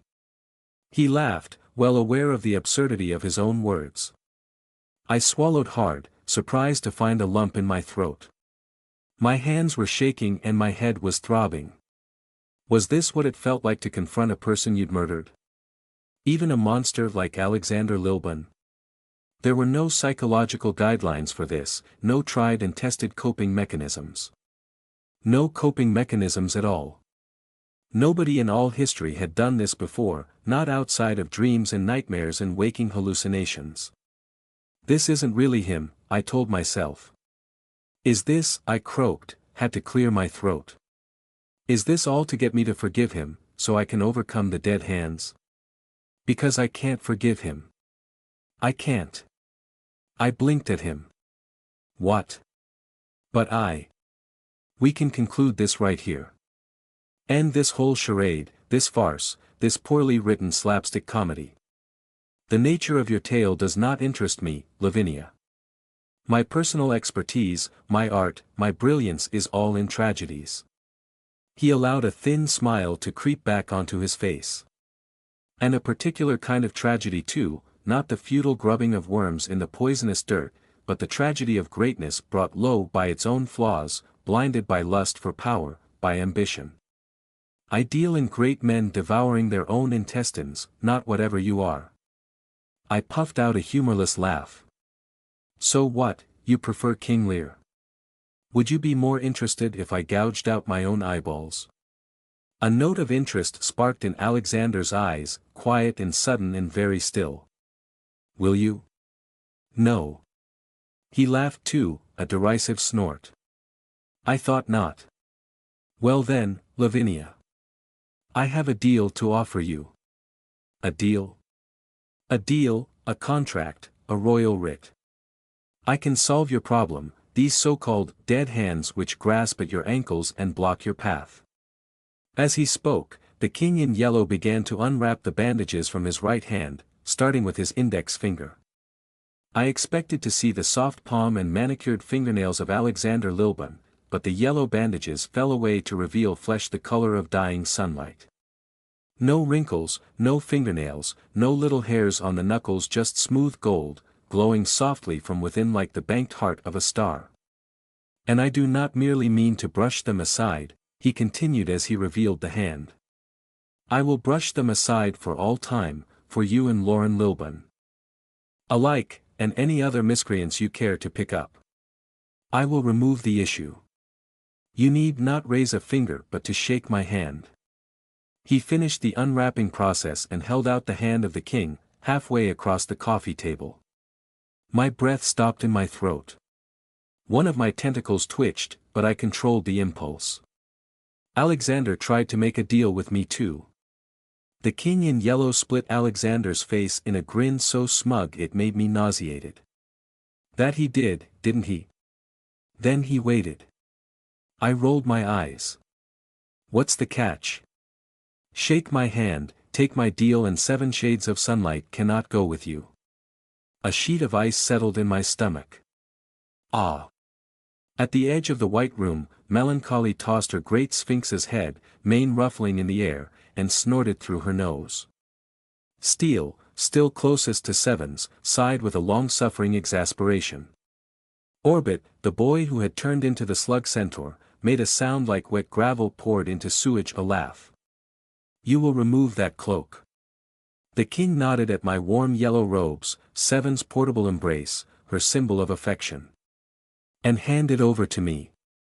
It was, after all, never hers to give, not really. Something hard and spiky bristled inside me. Sevens is an adult, as far as I understand, she is, but this is a royal family, after all. Inheritance and all that. She is making a youthful mistake and it is my duty as her father to correct her. Don't worry yourself, she won't come to any harm. He smiled, still speaking with a reasonable and mild tone, Alexander with the knowledge that he'd already won. The lie dripped from the gaps between his words. I'm not going to lock her in her room or take away her possessions or force her into some partnership she doesn't want. I'm not going to backhand her across her face as soon as you're out of the picture. Says you, I snapped. I can't believe this. She's free to make her own decisions. She is making a mistake. He nodded at the yellow hand, extended halfway between us.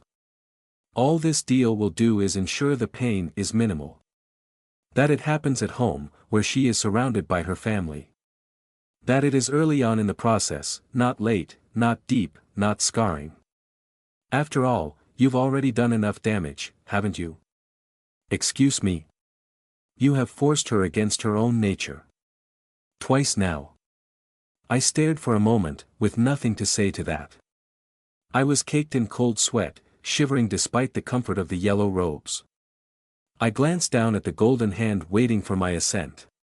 Tried to slow my thoughts, tried to step back from the situation and think it through. The king in yellow loved tragedies. Would he sacrifice his own daughter for the sake of a play? Or was it all a lie? Was I on the stage right now? I looked over at Sevens, playing with her dolls, but she was insensible to all this. This is obviously a test, I murmured, nothing obvious about it. Alexander sighed, so unimpressed he was getting bored. No, the deal is quite real, he drawled, flexing the fingers of the golden yellow hand. This is not Alexander's, this is the hand of the king. Open your true eye and check if you must, little watcher. You of all beings should be able to verify that. I whirled back to him. Little watcher. He shrugged. What does that mean? I pressed. Is that a term you made up just now, or have you seen something like me before? The king in yellow shook his head. I told you already, Lavinia, I am not interested in your tale. For you, there is only this deal, this way out. In fact, this is a step too far in the first place, I shouldn't even really be offering it. I am indirectly helping you in your struggle. But if it will get you to go away, then that is a fair price, and I must pay it like all others. He sighed, as if affronted at this fair price. Besides, you cannot seriously think that a human being, even one as changed as you, is a suitable romantic partner for one of us? You took a human woman as your wife. I blurted it out before I could stop myself, the words tripping off my tongue. Alexander's smug, oily smile drained away, replaced by the truth beneath the cold anger of narcissism challenged. The king was not impressed by my bleeding. Despite how far I'd come, despite every change I'd gone through, despite my tentacles and my bioreactor and my yellow cloak and the fact I'd killed this man once before, suddenly I was back there, not in the coffee shop, but in the moment I'd confronted Alexander in his castle, right at the second before I'd killed him. Except this time there was no Lozzie at my side, no hyperdimensional equation burning and ready, no friends coming to rescue me. Do as I say, not as I do, he said. So you're not just a sadist, you're also a hypocrite, I managed to squeeze out. Lavinia, you do not love my daughter. Not really. I had no clever answer to that. Guilt twisted inside my chest like a parasite made of knives and acid. He Alexander, the king in yellow, whatever was speaking was correct. I did not love Sevens. Did I even respect her? Did I have a single shred of respect for the value and fragility and tenderness of what she felt for me? I barely even understood it, how could I possibly return those feelings? The king in yellow was offering me a significant advantage, the removal of an obstacle which stood between me and Maisie, even if I found some other way of getting home in the meantime. The deal would bring me that much closer to my goals, it would get me home, it would ensure Lozzie's safety. It would take me back to Rain and Evelyn and Zheng, everything I loved. And all I had to give up was the love of a being I didn't even really understand, the affection of a woman so complex and contradictory that her feelings for me had already damaged her fundamental nature. All I had to do was shake the king's hand. That was the sensible thing. The rational choice. The safe decision. My right arm twitched. What is it to be, Lavinia? Shut up, I hissed. Abyssal ruthlessness was silent. This was a higher order function. But I barely functioned at the best of times. Everything the king had said in Alexander's voice was disgusting, not just because Sevens was my friend, but on principle as well, that she didn't have the right to decide for herself, that her love was not her own to give, that father knew best. I turned to stare at Sevens. She scuttled about between her dolls, a weird little twisted thing, all mushroom pale skin and hot obsession. I wanted to protect that creature. An ugly duckling full of passion and delight. There was something supremely beautiful about her like that. But even that was not the real her. Even that was a mask. The real her was abyssal. The king's domination and abuse would not be remotely human, not even physical, material, not here, so not valid. All of this, even the deal, even his words, were play and pretend. That was what these yellow beings were. Play and pretend. And suddenly I knew what to do. He'd said it himself. We are what we pretend to be. I whipped out one tentacle and slapped away the king's golden hand. Don't insult me, I hissed. Heart in my throat, lead in my belly, adrenaline surging through my veins, I managed to sound an awful lot more confident than I felt. Bioreactor thrumming, legs ready to throw myself out of the chair, I was prepared to fight over this over Sevens. Abyssal instinct zeroed the path between me and Sevens as I hatched a plan to sprint to her, scoop her up, and take us elsewhere, anywhere, any other outside dimension before Steel could turn back into that death beetle thing and reach her first at the king's snapped command. But to my incredible relief, the king started laughing. Sadly, it was Alexander's laugh, an oily, self-satisfied chuckle, with narrowed eyes of mocking disbelief. He withdrew his offered hand and picked up the coffee instead, taking a long sip to douse his laughter. "It's not funny," I snapped. "It's not, of course it's not." "Oh, Lavinia, courage is never comedic," he said in a tone dripping with sarcasm. He placed the coffee back down with exaggerated care. I was fired up now. I wanted to slap him across the face as well. One of my tentacles twitched in that direction, and he mockingly raised a hand ready to bat it away, as if playing with a feisty kitten. "Oh, Morel. Would you have taken a deal if the real Alexander had offered you one?" I hissed through my teeth, aching to hit him. "What? What sort of deal? What are you talking about?"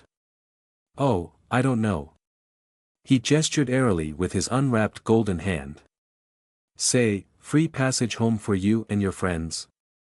Plus, of course, an iron-hard certainty that he would cease all his experiments, never raise a finger again, never touch a single hair on some poor runaway's head." Alexander's voice hardened as he spoke, springing the trap. "Would you have let him live?" "I know. No, he had to die. He had to. Everything he'd done, and with Lozzie, he.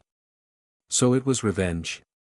His words were hard now, flying at me like spears as he leaned forward over the table, eyes boring into me. "You are judge, jury, and executioner. Not revenge, no. Everything he was doing in that castle, his cult, the dead children, all of it was wrong, he had to. Did you have that right?" I blinked, frowning hard, feeling like I was sinking in quicksand. "Right? Right doesn't come into it. Look at what he was the head of. You are so close to understanding. These things are institutional," Alexander all but growled. "Killing one man, even a leader, does not stop the exploitation, the evil, the suffering. Is that your justification? You are not that naive, Lavinia. You grew up sheltered, but you have learned since then, from your comrades if not from books. Killing me stopped nothing, the act merely dispersed it. My uncle, Edward, he is out there right now, continuing the horror and the abuse, and you know that. And you will not kill him as easily as you ended me. But, everything you were doing. How many protégés have I made, even in death?" Alexander ran on, face a mask of righteous obsession. "Can you be certain Sarika will not turn, in due time? Better kill her too, yes. And all the others I taught, all the rest, they have to go as well. And what about you, what about the cult that is gathering around you? Will you be like me one day?" "No. Never. Never, I. Killing one man has not stopped the process," he hissed. "He had to die," I murmured, voice shaking. "Did you have the right?" "Right isn't." Alexander Lilburn slammed his hand down on the coffee table so hard it made the cup fall over. Brown liquid sloshed out and over the edge and onto the floor. Eyes blazing with the fury of arrogance, he shouted over me. "Did you have the right, Lavinia?" I knew that goading anger too well. It was the exact same way he'd looked the moment before I'd killed him, screaming at me that I wouldn't do it. An anger that would never admit defeat, never admit wrongdoing, never admit what it really was. Killing isn't what mattered. I screamed in his face. Keeping my friends alive is what mattered. That's building something real. Something better. Not just for sentimental emotion, but for community, for mutual support, for each other. Greater than me alone. A whole. I felt myself dial down with every word, anger leaving me like spent steam. "And to save that, you had to die." Alexander's eyes bored into me. "Yes," I whispered. "For that, I had the right." And with that, a mote of guilt left me. I'd been holding on to it all this time. A weight so tiny, so insignificant. The true meaning of the murder I'd committed. A few stray tears rolled down my cheeks. I sniffed hard. Alexander sat back, suddenly impassive. I stared at him and did not see the king. I'm sorry I had to kill you, I said. But I don't regret it. You can't hurt anyone anymore. You're dead. Just rest. I felt no forgiveness. Only responsibility. The king in yellow nodded. Goodbye, Lavinia. And then there was no Alexander Lilburn. Gone quicker than I could draw breath. Sitting in his place on the other side of the coffee table was a man I'd never seen before. Tall and gangly in an awkward and apologetic way, as if a tree had uprooted itself to relocate, but had been invited to a tea party halfway through, too polite to refuse. The yellow bandages were gone, replaced by a set of comfortable white robes and a pair of sandals on his feet. His skin was the color of coffee with too much milk, warm brown but rarely exposed to the sun. Perhaps middle-aged, his curly black hair showed some gray at the temples, cut short around a pair of comically large ears. A matching salt and pepper beard and heavy mustache were both neatly trimmed and lightly oiled, which framed a gentle mouth and an overly large nose. High, noble cheekbones highlighted thick dark eyelashes and carefully plucked brows. The only yellow was in his soft, puppy-like eyes, with irises the color of burning brass. I'd never been attracted to a man and I wasn't then either, but even my decidedly lesbian self could tell this mask was the king in yellow at his most handsome and approachable. Really? I sighed, unimpressed. He lit up with a warm smile which crinkled the corners of his eyes, like a friendly uncle who'd just seen me enter through a rarely used door. I am sorry, but it is one's nature, he began, in an accent which flattened all tonal stress, vaguely Middle Eastern but which I couldn't place. He noticed the fallen coffee cup and the brown puddle still spreading across the table and the floor, quickly righting it with one long-fingered hand and fussing over the mess, though not actually bothering to wipe it up. I can be so clumsy, what a terrible display. Oh, no, no, no. He threw up his hands, laughing at himself, looking around the room to his 3 yellow children melancholy snorted, Steele pointedly ignored his silent request, and Orbit stuck out a 3-foot-long barbed and steaming tongue. But I have sent all my help away, the king laughed. It seems I am alone with the mess I have made. That's not a very subtle metaphor, I blurted out, still reeling. Not a metaphor, not at all. Well, perhaps a little. He shot me a wink, scooted his chair back from the puddle, and rummaged around in his robes until he produced a battered paper bag.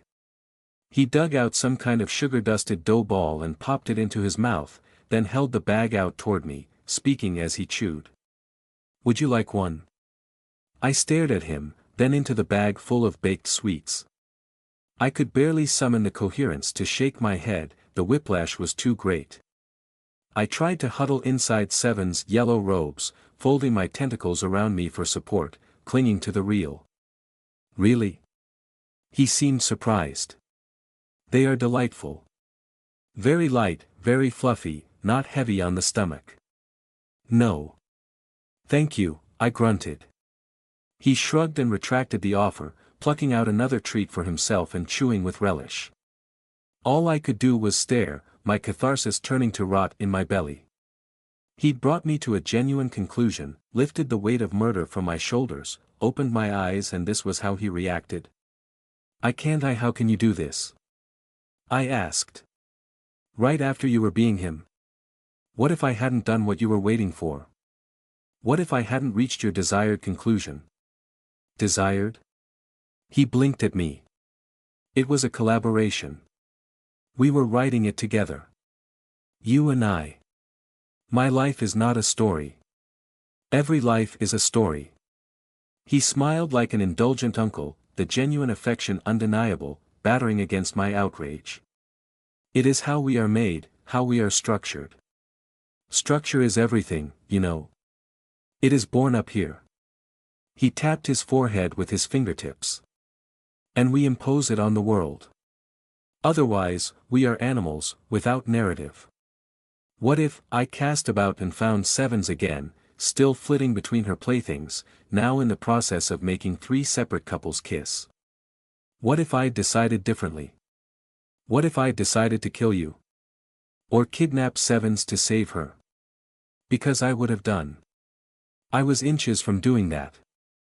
Would you have stopped me from writing the wrong story? Oh, no. No, far from it. Then we would inhabit a very different story to the one we find ourselves in. I boggled at him. Are we still in a play? Is this still your bloody stage? He shrugged and smiled all the wider, eyes glistening with admiration. Not mine. Yours. That smile was worse than any mockery from Alexander Lilburn. The king in yellow wore his kindly guise, but I suspected he would wear it just the same if I had been reduced to a mental breakdown, never able to overcome the reality of murder. The smile was a mask. Power lay behind it. I had narrowly avoided disaster, at nothing more than his whim. Then how much of what you said was true? I demanded. How much was an act? The gentle king spread his hands and almost dropped the paper bag of sweets, making a comical recovery at the last second. I snorted a non-laugh and shook my head, disgusted at the display of slapstick harmlessness.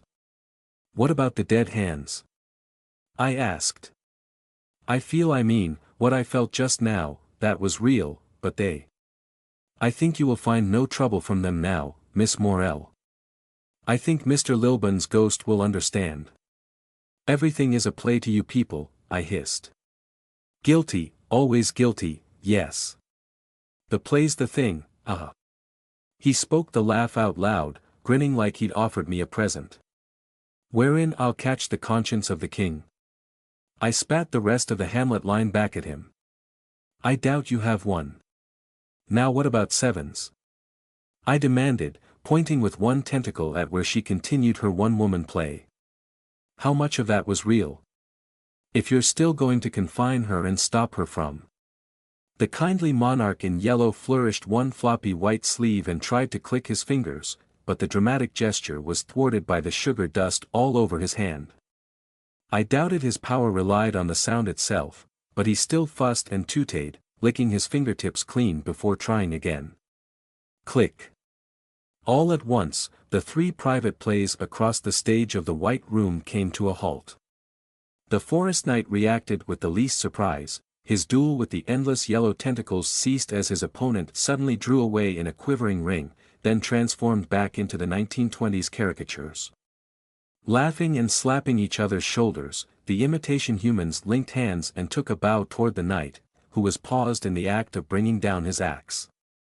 He held the pose for a moment, then straightened up and returned the bow. I didn't think he was in on the play, just being polite. The murmur of Saldy's nautical tale stuttered out in confusion as her audience suddenly stopped paying attention. All of them turned toward the king with the look of actors interrupted by their director, eyebrows raised and hands spread in silent question, though the ones currently holding the rats kept petting and fussing over them. Saldy's looked so very crestfallen. I was just getting to excuse me. Ladies and gents. We'll carry on, one of the young women called to the king, if that's all the same to you, sire. He waved permission. Saldy's got her attentive audience back, but she seemed more than a little shocked, blinking at them, at me, and at the king, as if she'd just realized she'd been hoodwinked all along. But I didn't have attention to spare. Sevens was tugging my heartstrings. The moment the king clicked his fingers, Seven's tableaux sprang out of their carefully selected poses, ruining her work in one fell swoop. They all stepped back from her with giggles on their lips, smiles hidden behind fluttering hands, making teasing eyes at each other.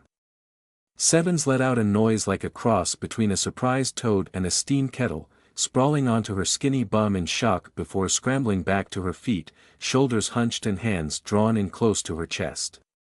Flushed bright red with embarrassment, showing all her needle teeth in a grimace, black eyes bulging, she twitched and spun about with all the nervous energy of a frightened rodent.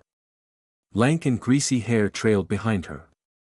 She snapped her teeth at steel and boggled at melancholy, then finally noticed the king in yellow, her father.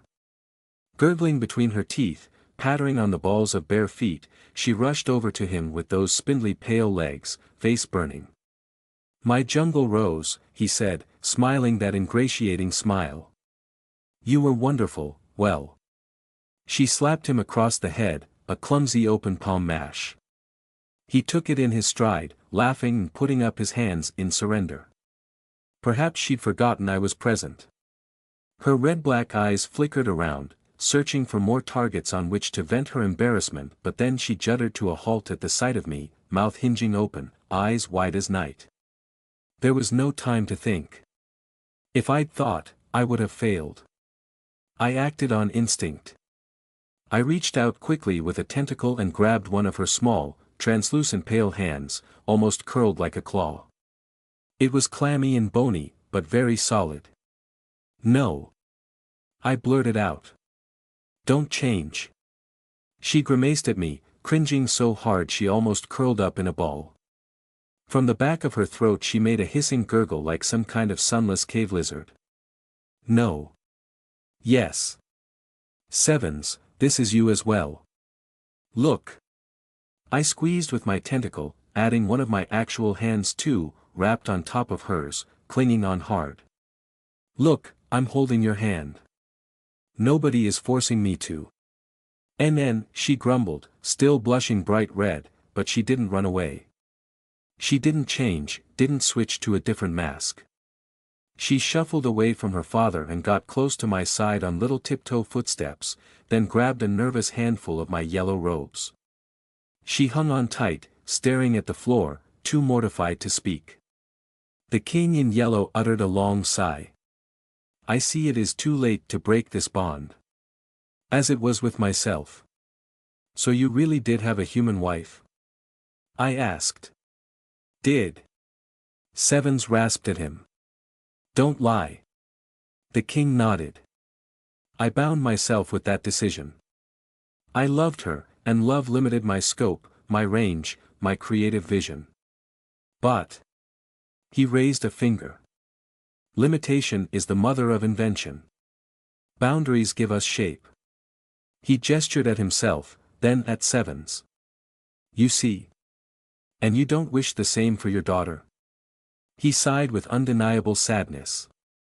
I love all my children, but few of them are mature enough to move beyond imitation, beyond plays, to change their nature in truth. The three you see here. He gestured outward with arms wide, at Melancholy and Steel and Orbit. Melancholy yawned a cat's yawn. Steel inclined her head, eyes narrowed, disapproving. Orbit, still a slug centaur, clasped his ape hands together and raised them over his insectoid head in celebration. They, the king continued. They are the only ones who have gone beyond plays. And two of them, he glanced at Steel, then at Orbit, with a strange pride in his eyes, half admiration and half terrible sorrow.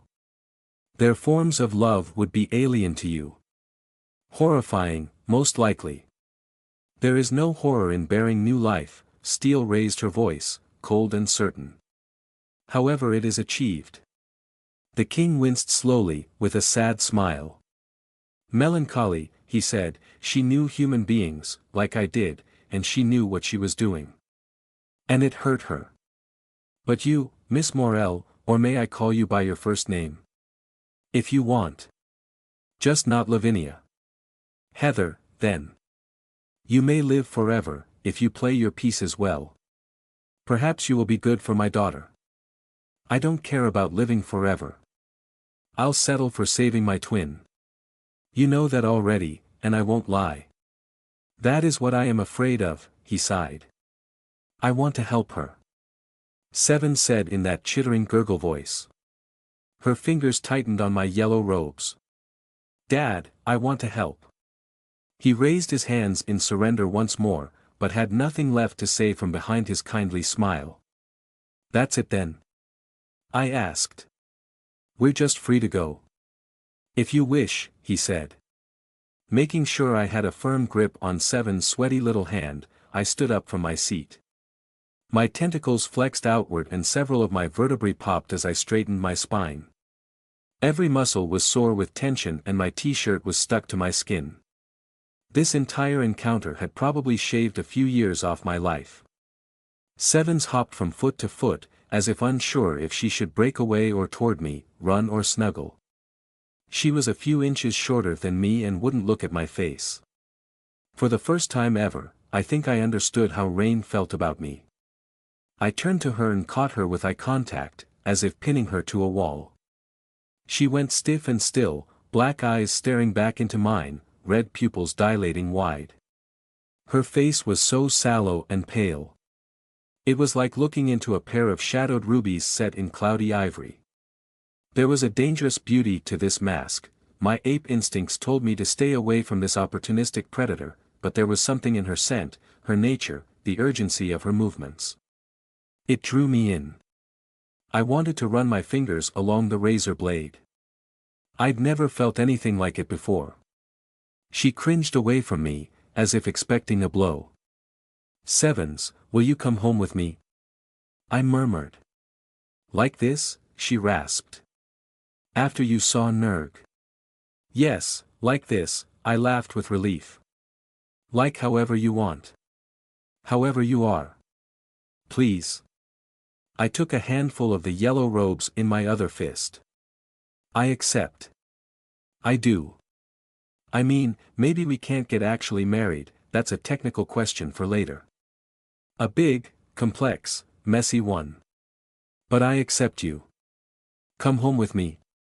RR, she made a noise like an uncomfortable dog, but she nodded. I blew out a slow sigh of relief, then turned to the king once more, still sitting comfortably. "And you," I said. "Can't you help me against the eye, if I'm with your daughter?" The king raised his eyebrows in surprise, then laughed softly. He gestured around again. Steel was shaking her iron head. Melancholy had raised her eyebrows. Orbit curled up on himself, slug-safe. "Look around at my court," said the king, suddenly growing grim and serious. "Look at me, examine me, daughter-in-law-to-be. To you I might seem as a god, but in truth I am only a single step removed from you and yours. For all the beauty and pageantry of Carcosa, for all the latent cruelty in my children, for all that I have shown men the hells of their own creation, though I was once the ruination of cities and the coming of the Red Death, I could no more stand unprotected before Chasma than you. There is no help I could render unto you that my daughter has not already gifted." "Dad," Sevens hissed between her teeth, cringing with embarrassment. "But if you ever find yourself trapped outside again, little watcher," he said. "My house has many rooms." "Thank you." I nodded as politely as I could manage, still completely overwhelmed. "Little watcher." He shrugged. "Poetic license. The Chasma watches. You are its heir, but you are not as it. Only little. In the good way. I make my peace now, with the little watcher, that I may be observed favorably in the future. If you say so." I wasn't sure how to feel about that. I squeezed tight on Seven's hand, to make sure she wasn't about to run away, then turned to gesture to Lazi's forest knight, but he was already approaching my side, towering over us in his chrome armor. He lowered a hand onto my shoulder, properly anchored. The king nodded politely to him, but he didn't nod back. When I checked over my shoulder for Saldes, I received only a wave in return, over the heads of her adoring audience. "I think I'll stay and get to know these wonderful people," she called. One of her big black rats was perched on the shoulder of a man facing away from us. The rat caught my eye and I swear it laughed as only a rat can. Saldes would be fine on her own, I guessed. "I will come visit, sister," Melancholy purred, head lazing on her paws. "Keep a bed fresh." Sevens couldn't even look at her, still flushed with embarrassment, eyes downcast. "Are you ready?" I whispered to Sevens. "No," she croaked. "Time to go home, regardless. I'm exhausted." The familiar old equation spun up in the back of my mind, burning hot and toxic. The king rose to his feet and gave me one last smile, too sweet and too warm to be real. I knew that if things had worked out differently here, he would have smiled just as warmly at my steaming corpse. I executed the equation, and took Sevens home. In the space between one world and the next, dead hands closed around my ankles. But now they were weak. Skin and bone do not provide much strength. The hands had been dead for so long that all their muscle and sinew had withered away to dust, their nails had turned yellow and brittle, and their grip was no tighter than a chance brush with a leafless branch, barren and winter-bare. How had I never noticed before? How had such an emaciated grasp ever held me back? They tried to scramble and scrabble and scuttle up my trouser legs, but they didn't possess strength enough to climb. I could have shaken my ankles loose, kicked the hands away, and carried on without a backward glance. Instead, in that forever moment of non-time inside the membrane between reality and outside, I reached down not with my tentacles, not with toxic defenses and venomous stingers, not with rending teeth and ripping claws, but with my plain old human hands, or at least with their analog in that place where nothing truly existed. Gently but firmly, I removed what was left of Alexander Lilburn's ambition from around my ankles. I held the hands for a heartbeat, bony and dead and without true will. Then I pushed them off into the static, and let go. That was, myself, 7 Shades of Sunlight, and Lozzie's Dutiful Forest Night landed back in number 12, Barnslow Drive with all the grace and elegance of a mistimed leap off a deflating bouncy castle. My feet touched solid floorboards for about half a second. I caught a whirling glimpse of the ex-drawing room, Evelyn's magical workshop, all dark wood caressed by the fuzzy gray shadows of early morning, with a soft pool of warm light floating in the middle, a beacon calling me back across a dark ocean. Home flooded my senses, the familiar scent of the house, of old furniture and peeling paint and fresh laundry and steamed rice and chicken casserole and cumin and paprika and black pepper and Rain's shampoo and Evelyn's hand cream and feminine sweat and rumpled sheets and pencil lead and printed pages and traces of my own bodily oils on 100 surfaces. I was part of this place and it was part of me. Even with my eyes watering, my head pounding, and my stomach in open rebellion, relief blossomed inside me like a bomb going off. Then I fell over onto my backside. No simple pratfall for me, I went down hard. I don't know if it was the relief, the stress of the slip, or the aftermath of Carcosa, but I went over like a horse, feet skidding out from under me as gravity's enthusiastic welcome took a sledgehammer to my center of balance. My tentacles flailed in a futile effort to break my fall, knocking things over, sending a chair clattering onto its side, slapping against the floorboards, dropping my squid skull mask with a dull thump. I twisted as I fell, arms and legs tangled in my voluminous yellow robes. I bumped my tailbone when I landed on my bum, not hard enough to injure, but still hard enough to send that unique spike of pain rocketing up through my body. But the sudden pain was exquisite. So sharp, so bright, the clearest thing I'd ever felt, and it didn't really hurt. It sang through my nerve endings and said, here I am, undeniable and irrefutable. Sevens was busy falling over too, even messier and more uncoordinated than me. Her sweaty little hand slipped out of mine as she went down in a dry heaving, twitching heap, letting out little throaty gurgles of animal complaint. Either this mask did not confer immunity to the effects of the slip, or she was still employing her acting skills. The knight didn't collapse, which was lucky, since his armor weighed far more than any human being. He probably would have gone straight through the floorboards and into the cellar. But he did stagger, a clank-clank-clonk like a coughing train. A chrome giant much too big for the room swayed and wavered in my tear-blurred peripheral vision. He only stopped when he bumped into the table hard enough to leave a dent in the wood, hanging onto the edge with his free hand, bent over like he was going to be sick. I was in pain, stomach roiling, squeezing my eyes shut as I lay on my back in a heap of limbs and yellow fabric, tentacles and arms alike both limp with exhaustion. I should have groaned, or turned over to vomit, or cried out for rain, or just whimpered and prayed for help. Instead, laughter pushed its way up my throat and out through my lips. Ahaha home. Hello home, I wailed in victory. The laughter came in waves, subtle but irresistible, in between spikes of nausea. Honey-sweet relief drenched my thoughts in amber antiseptic. Eventually I managed to roll onto my side, dragging my yellow robes with me, at least to avoid choking on my own sick if the nausea overpowered the relief. My tentacles could barely help, they were quivering as if I just followed along with one of Rain's weightlifting routines. My entire body felt like a fresh bruise, that slow subtle ache of phantom weakness that heralded being very sore in the morning, but it was coupled with every inch of my skin feeling like I'd just stepped out of a steaming hot bath, oversensitive and tingling. From my eyelids to my toes, every nerve ending was open like a flower, leaving me on the blurred boundary between strange pleasure and writhing discomfort. For a moment longer than I intended, I just lay there on my side, staring at the bony corner of Seven's hip as I ran my fingertips across a patch of floorboard, fascinated by the clarity of the wood grain.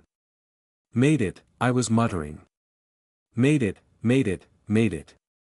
I did it. I got out. Got back.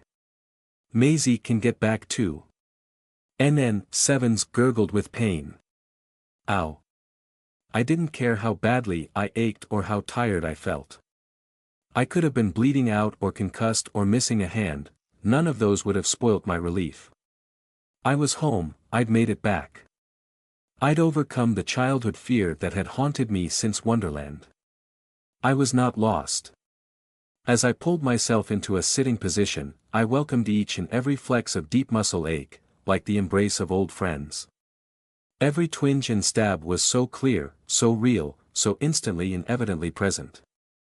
But when I turned my bleary, bloodshot eyes on the magical workshop around us, I discovered that clarity was not restricted to the inside of my own body.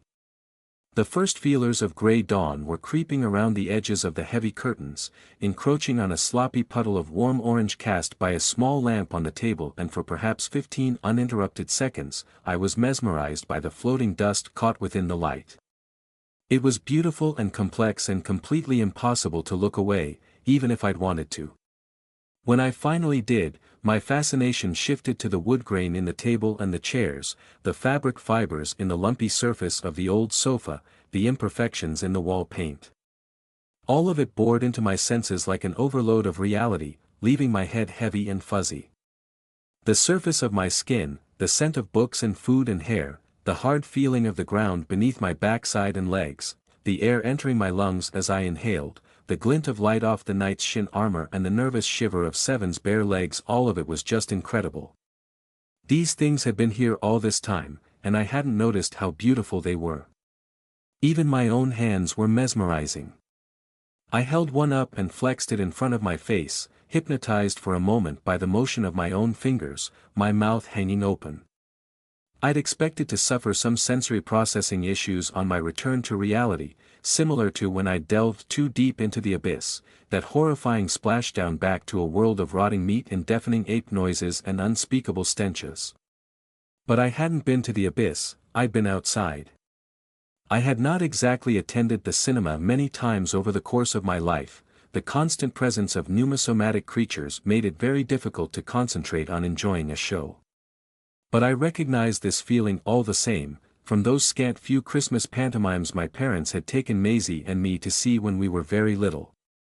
This feeling was very much like when one stood up from a long stretch in a dark theater, when the curtain closes and the lights go up and you are no longer audience, but simply a being once again, reduced back down to your own body. Reality felt hyperreal, because I'd been gone for too long. Which is why it took me a moment to look up from the creases in my own right hand and realize that somebody was staring at me. Big blue eyes, exhausted and ringed with dark bags, set in a round, sallow-skinned face which had never quite shed all its teenage puppy fat, so naturally inclined to kindness yet so artificially adapted to defensive scowls. A mane of golden blonde hair was gathered back into a functional, messy ponytail. Hunched shoulders wrapped in blanket and shawl and cream-colored jumper against the predatory cold, long skirt not quite managing to hide the black carbon fiber of a prosthetic ankle and blade-shaped foot. Small and cuddly, badly in need of a hug. Evelyn Say was sitting at the old dining table, staring at me wide-eyed, her mouth hanging open in shock. She looked like hell, like she hadn't slept for a week, running on nothing but fumes and spite, which, to be fair, was not entirely out of the ordinary for my dear friend Evelyn. Whatever else had happened in my absence, at least she was a constant. But she'd either been crying or stressed out of her mind, or both, or worse, and I knew in my gut it was probably because of me. A huge mess of notes and papers lay on the table before her, looking like a whirlwind had been through them, accompanied by 2 ancient tomes wrapped in cracked leather, both of them propped open with other books. She was holding a pen, but it clattered to the table from her hand. "Evie!" I croaked, fully aware that I was grinning like a lunatic but unable to control myself. I made an abortive attempt to stand up and hurl myself at her for a hug, but ended up sprawling forward instead, all tangled in my yellow robes. I barely managed to catch myself with my tentacles to avoid going flat on my face. "Oop. Haha." Evelyn just shook her head, numb with amazement. She tore her eyes away from me to take in Sevens and the night as well. Even as I laughed at my own clumsiness, I could tell something was wrong with me. The act of almost falling over was so funny, the rubbery sensation in my muscles was so fascinating I wanted to stretch them every which way. But I couldn't deny the force of relief, wiping unexpected tears from the corners of my eyes. "Evie, oh Evelyn, Evelyn, I'm back, I'm back. Oh, it feels like it's been such a long time." The alarm and confusion in Evelyn's eyes grabbed me by the throat. Cold panic lanced into my bowels, even through the enclosing warmth of Seven's yellow robes. My unsteady vision lurched around the magical workshop. But nothing seemed different, nothing out of place. The bucket with the clay squid still sat in one corner. The pair of spider servitors still clung to the walls, watching me in mute silence with their banks of crystalline eyes. I waved numbly at them. "Why does it feel like it's been such a long time?" My voice came out tiny and weak, mouth going dry, lips quivering. "Evie. Evie, say something. Don't tell me it's been weeks, or months, or no." Evelyn threw up her hands, grimacing with frustration. "It's been 17 hours, Heather," she said, tight and controlled. "No, make that 19. You have been gone all night long." I heaved with relief, one hand to my chest. "Oh, thank God. Thank you. Oh, Evie, oh.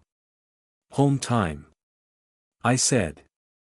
"Ow," I murmured as I winced my eyes shut. Evelyn's shout was an affectionate assault on my tender senses. Actually, I'm significantly less screwed up than usual. I don't feel as sick, really. It's really cool. Less painful, MHM. Evelyn frowned at me like I'd just grown an extra head. No, you are definitely riding high on something." A small, clammy hand suddenly wormed into mine. Sevens had found me again. Wide black and red eyes peered at me over the top of her own knees, drawn up to her chest in a protective huddle, rocking back and forth. She let out a throaty gurgle, a low, "Grr." "It's okay," I replied to her. "Oh no." I tried to gather my thoughts. Evelyn had nothing to worry about. Lozzie's not here. "I know and I'm sorry. But you can stop now, Evie." The words tumbled out of me. We're safe, and I love you, and thank you for looking and." "So where the hell is Lozzie?" "I can't stop until you're both safe, can I?" she snapped, then pointed her papers at Sevens. "Because that is not Lozzie. I know what that night is, that's one of Lozzie's, and fine, whatever, but what the hell is she?" She turned her head to shout into the kitchen again. Preem, in here, now. It's Sevens," I said, laughing again. Sevens. 7. Evelyn gaped at me. "Evie, this is just 7 shades of sunlight," I said, concentrating past the haze. "It's okay. This is a mask." "RR," gurgled 7 shades of toothy goblin, peering up at Evelyn with red on black. "You're yellow outsider." Yes. I nodded. She finally got it. I could have cheered, though I knew the confusion was my fault. Sevens clacked her needle teeth twice. Evelyn frowned at the pair of us. She's safe, I said. Safe? Evelyn snapped. She's an outsider and she's already screwed with us more than enough. People are sleeping, came a sing-song intonation, clear as a bell. Preem stepped through the kitchen door. The sight of her was almost as much of a comfort as Evelyn. Straight-backed and holding herself with perfect poise, dressed from head to toe in the crisp black and white of her maid uniform, with her blonde hair pinned up in a bun, she was a very familiar sight, and for that I could have kissed her. Plush and smooth and smart and sensible, Preem was still here. However, her warning came too late. As she joined us, I heard footsteps through the ceiling, a confused, half-awake stumble. Yes, I know, Evelyn stopped dead at the sight of Preem's blank, milk-white eyes, her expressionless reproach. Preem stepped forward and placed a steaming mug of tea on the table in front of Evelyn, then turned to me. "Welcome home," she intoned. "Thank you," I croaked, trying to get my feet under me again. "Preem, you're so cute." I mean, yes. I cleared my throat. "I can't quite stand up, could I trouble you for?" Preem clicked over to me in sevens, precise and exact with every movement.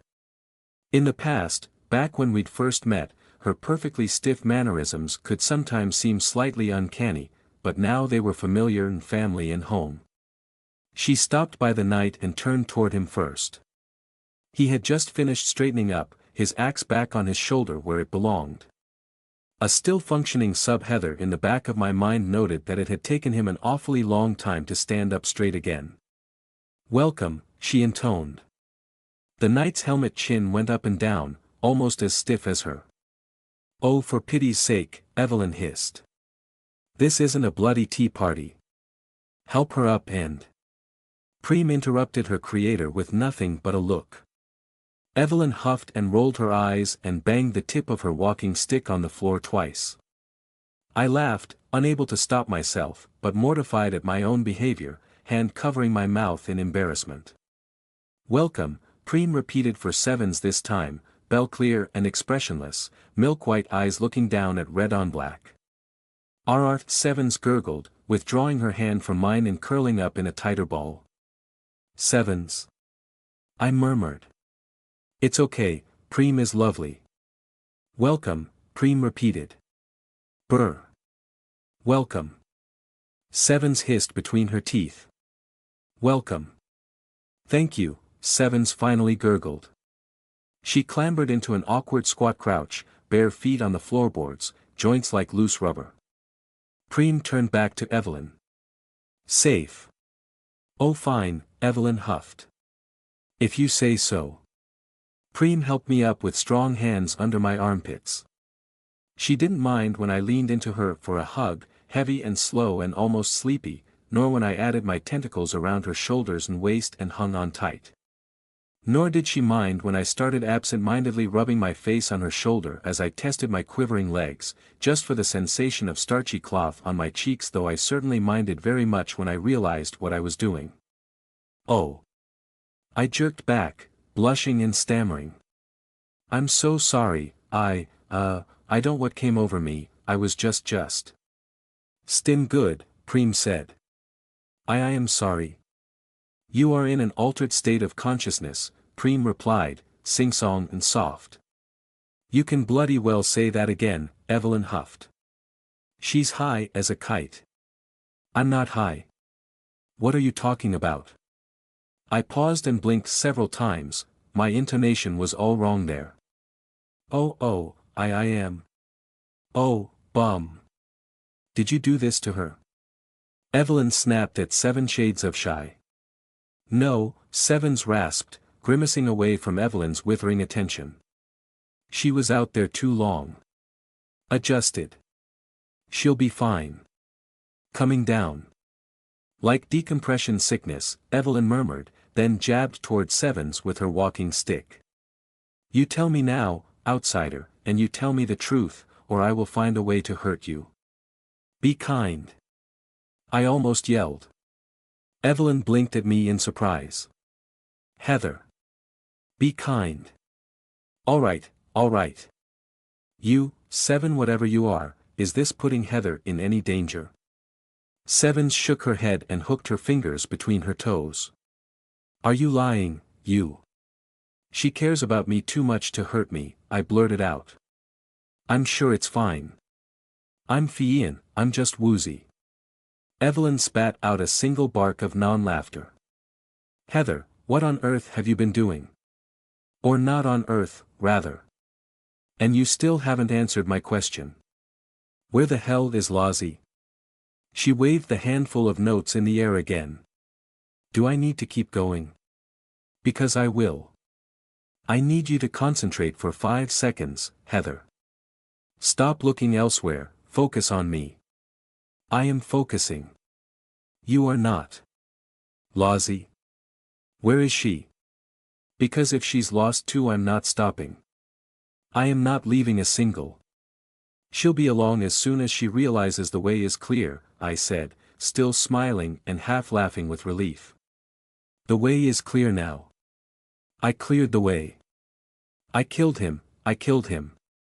Lozzie can get home herself. It's okay, I did it. I did it. Evelyn fixed me with such a look, lips pursed, eyes bulging, dark with exhaustion, red-ringed and bloodshot, and I realized with a flash of insight that she'd been sitting at that table all night long, trying to get me home. She'd been up since I'd left, or at least since my friends realized something was wrong. The mess of notes on the table were a new set of changes to the gateway spell, the same kind of changes that had left Kimberly a sobbing, shaking mess, which only Lozzie had managed to understand in the end. And Evelyn had been up all night, trying to make new ones. I noticed she was shaking, shivering inside and trying to control it, like she had a fever. That was like a bucket of cold water poured over my head. Lozzie's okay. I think, I managed to say. It was difficult to focus, but I tried as hard as I could. She should be along in her own time. Evelyn watched me carefully for a moment longer, then nodded and blew out a slow breath. She put the papers down and flexed her stiff fingers. Right. Thank you, Heather. Preem, get her some. Oh, I don't bloody well know, chocolate won't help, she clearly doesn't need a serotonin hit. Preem, I said to the doll demon still holding me steady. Is Evie okay? Evelyn huffed. I'm fine. Yes, Preem intoned.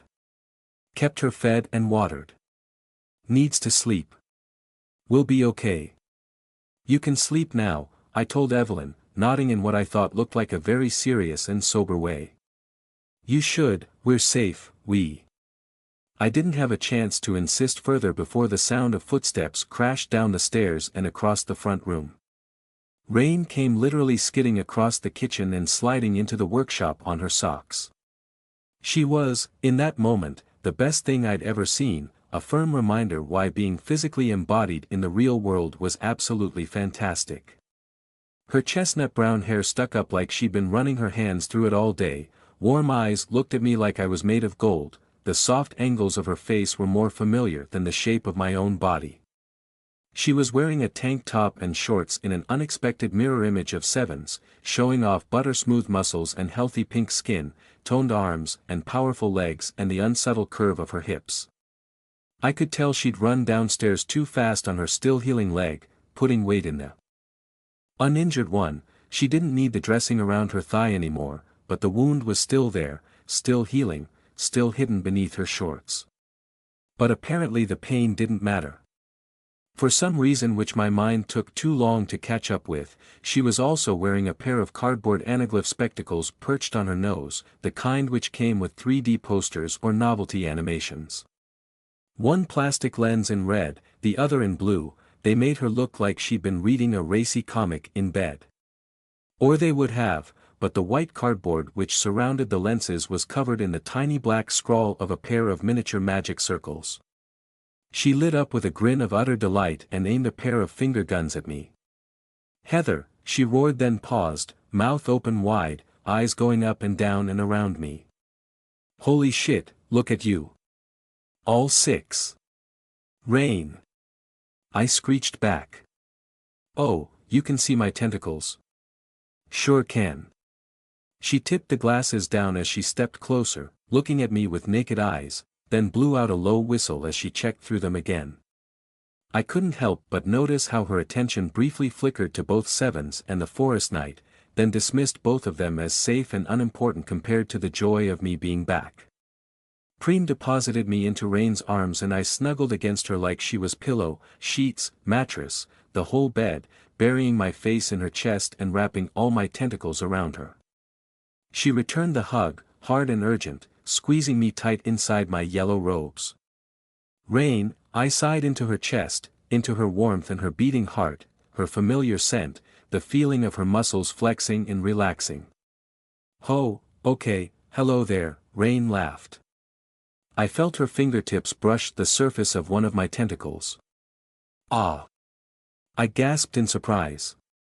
"Hey, it actually works," Rain said. "Hugs feel so good," I murmured. "Touch me, please, please touch. Feels like I've been gone a lot longer than I have. Heather, you are so beautiful. You know that?" "Of course she is," Sevens gurgled from beside me on the floor. Rain blinked and peered over my shoulder, down at 7 shades of invasive gremlin. She tugged the glasses off, tilted her head at Sevens, and received a low, throaty hiss in return, before Sevens buried her head beneath her own arms again, hiding. "Of course the glasses bloody well work," Evelyn grumbled. "I made sure they would work. I spent enough blood on the process, didn't I? You can see her additions. Is it just the tentacles or has she done worse to herself this time? Let me guess, as soon as she relaxes, we're going to need to call the hospital. She's fine, as far as I can see. Just the tentacles, very cool." Rain shot me a wink, but then nodded down at Sevens. "Who's this delightful little bundle of tooth and claw?" 7 shades of sunlight, apparently, Evelyn grumbled. "It's Sevens," I murmured. "She helped. Helped a lot. Gave me this." I flapped one sleeve of the yellow robes. "And I wouldn't have gotten out if it wasn't for her and the night. Both of them. Stars, yes. You got her out. You helped." Rain asked over my shoulder, down at Sevens. Yes, went Sevens. "Then hey, thanks. I know we've had our differences, but you rescue my girl, you're in my good books." She craned up at the night too. "Hey there, Tin Man. You one of Lozzie's, right? Never did get to have a good look at one of you things. Nice axe, you an STRR build." She received a nod in return. To my surprise, the knight's armor made a low creaking noise as he moved. "Thanks for saving my girl." "Oh, you won." She cracked a grin. "If there's anything I can possibly owe you." "Could do with a drink," Sevens gurgled from next to my shins. At that, Preem turned on her heel and clicked off into the kitchen. Rain gently eased me back. "Hey, Heather, look at me, please." "Oh, Heather," she breathed my name, shaking her head, an uncontrollable grin on her lips. "It's so good to see you. Are you all right? Are you hurt anywhere? You don't look bruised, but you are pale." She was squeezing my shoulders, my arms, my wrists, and I realized she was speaking too fast, trying her best to conceal the way she was shaking between each breath. "What happened, hey? And where's Lozzie? Heather, you look like you need a sit-down and a cup of tea and a bath and a—" "Rain, stop, I managed. Stop speaking." She couldn't. She tried to catch herself, blowing out a breath and nodding, but she carried on anyway. "You're home. That's what matters, right? Yeah. But if there's something after you or you need help or where the hell is Lozzie, right?" She laughed. "Heather, you look like hell. Is that dried blood on your face? And it's all down your hoodie and hey, this yellow robe, yeah." She rolled the fabric between her fingers. "This is really something. You gave this to her, Yellow?" She peered down at Sevens, who looked away, hiding behind her own hands. I hushed, one clumsy finger mashed against Rain's lips. Preem returned at that exact moment, clicking back into the workshop with a glass of water in each hand. She offered one to Sevens, who downed it as if she didn't even have to swallow, tossing the glass back in one throw and the other to the knight. To all our confused surprise, the knight accepted the glass in his free hand and somehow managed to not crush it to powder. We all watched, my finger still against Rain's lips, as he clinked the glass against his blank metal faceplate and tipped the water down himself. Preem produced a tea towel, as if she had expected this, and dropped it on the floor to absorb the puddle. Said Rain. I think he's just being polite. I squinted at the knight. Evelyn rolled her eyes. I don't know if you've noticed, she drawled. But Heather's high as a kite. Absolutely off her head. Some kind of decompression sickness, but apparently she's not in any danger. I am not high. I whined. You kind of are, Rain said, peering at me with a grin. Wow, you weren't kidding, Evie, it's like she's stoned. And you were freaking out, I shot back. Yeah, Rain admitted, much to my surprise. Little bit. Haven't slept, haven't eaten. What do you expect, hey? You were gone, girl. I thought maybe, that was it. Maybe you and Lozzie had finally moved on. She smiled, but there was real pain behind her eyes.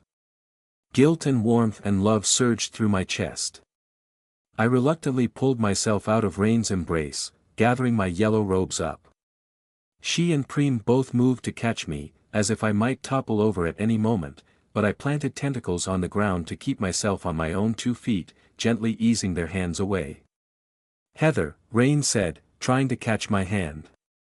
Come on, hey, let me. Shut up, I said, with the most affection one could ever squeeze into such disrespectful words. Before Rain could react, I reached up with both hands and clumsily cupped her cheeks. Yellow sleeves fell back from my thin arms.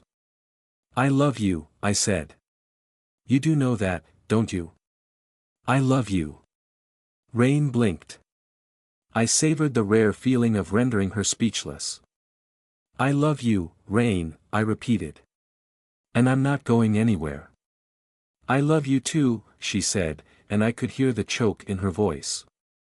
I closed my eyes, trying to concentrate past the feeling of hyperreality, the altered consciousness, the exhaustion and the lingering pain. In the last Evie, 19 hours. 19 hours, Evelyn supplied with a grunt. In the last 19 hours I have almost died 3 times. I think that's a conservative estimate. I let out a huge sigh. Infected by hast no, I took care to admonish myself. If I summoned that here then there would be no containing it, whether I had the blessing of the king in yellow or not. Almost infected, almost eaten by living darkness, then almost eaten by a giant cat with an abandonment complex. Almost joined a party where I'm pretty sure they were eating human flesh. Oh, that's 4 times, oh, silly me. And then I almost got trapped in an emotional loop which could have ended me, I assume. Father wouldn't do that to you, Sevens gurgled from down at my feet. One small hand curled around my shin. You're not his type. Father, Evelyn scoffed, in the exact same tone as bullshit. And now I am home, I said with a sigh. And I want you to know that I love you, Rain, and I don't tell you that enough, and maybe I would never have been able to tell you again. But I made it back because I am not leaving. I love you too, Rain repeated, dead serious. I nodded, then surprised everyone by stumbling away from Rain and crossing the 2 steps to Evelyn. I opened my arms, yellow robes flapping wide as well. Hug okay? I asked. Evelyn huffed and rolled her eyes, but she nodded and accepted my awkward, half-leaning embrace as I ended up mostly hugging her head. Her hair was so fine and soft and I wanted to keep touching it, but I accidentally made her flinch when I forgot what one of my tentacles was doing and started to wrap it around her waist. She brushed off my stuttering apologies with a "don't worry about it." Rain laughed. I like this high and huggy Heather. Hujather. Yes, Preem intoned. Sevens let out a rasp like some kind of cave rodent. As Evelyn and I parted again, her fingers lingered on the fabric of the yellow cloak for a moment too long, entranced by the warmth and softness. As she was still frowning at it, perhaps about to ask something, I opened my stupid mouth on an impulse I should have ignored. I love you too, Evie. Her eyes met mine from beneath a suddenly skittish frown, response stuck in her throat. For a moment, my mind's eye recalled the image of Evelyn that 7 shades of unrequited love had shown me back in Carcosa, Evelyn spitting bitterness and jealousy. But how much of that had been true? How much of that had been Sevens? I'd stumbled over to Evelyn on impulse, to tell my best friend how much she meant to me, but I'd snagged myself on a hidden bear trap. I could have backed out. The necessary words floated up my throat, I love you, yes, but in a slightly different way to Rain, so funny, laugh it all off. But I didn't say it. I had no right to shut her down. After a moment, Evelyn took it how I knew she would, averting her eyes and looking extremely awkward as she cleared her throat. Thank you, I suppose. That's very sweet of you. You are very, very sweet, Heather. The way she said it sounded anything but sweet. Sweet to you, I said on impulse, and cursed myself for it. But we still need to know what is going on, she ran right over me, revving up her frustration again. Where exactly is Lozzie? I know you said she can get home by herself, but if she can't then I'm not abandoning the attempt. I've sunk enough into this already. She slapped the notes on the table with an angry, dismissive backhand. It's fine, really. I had to squint my eyes, forcing myself to stay steady and coherent. It's all good. I think. Lozzie should be home whenever she realizes the way is clear. It's safe now, nothing should be stopping her. I killed him, I really killed him, and it's okay. Killed who? Rain asked, gentle but serious. Oh, Alexander Lilburn. Rain looked at me very, very carefully. Evelyn went quite still. Heather, Rain said, that was months ago. Yes, it was, but I only just realized that I killed him. No, wait, no that's not right. I shook my head and huffed. I told you she was high, Evelyn said. I only just accepted that I killed him. Look, it's a long story, but basically the dead hands are gone. Lozzie can get through whenever she likes. I let out a weak laugh. If she's finished her night out, that is. Maybe she never even knew all of this happened. Knew all of what happened? Evelyn demanded. Unnan, she groaned in frustration and tapped her walking stick on the floorboards, undoubtedly restraining the urge to whack me in the shins. I didn't blame her. God, I can hardly think straight, I need to sleep for a week. Me also, I said, gathering myself as best I could, then completely undermined my determination when I lurched backward and caught myself on the edge of the table with my tentacles. Rain took my shoulder, helping to steady me. Sevens closed her fingers around my leg again and I absent-mindedly placed one hand on her hair. Then I spotted my squid skull mask where it fallen on the floor and picked it up with one tentacle. Evelyn's eyes went wide. I suppose all she saw was a floating metallic gray skull, and Rain whipped the magically modified 3D glasses back onto her face, then let out a low whistle. Got some dexterity in you, yeah. Rain cheered as I placed the skull on the table. And what exactly is that? Evelyn hissed at the skull, frowning dark and curious. Cute, Preem intoned. Oh, this was just a present from Lozzie, before everything went wrong. It is kind of cute. It's mine now. I stroked the skull mask and began to lift it onto my head, then stopped halfway, laughing at myself, vaguely embarrassed. Something about it makes me want to wear it.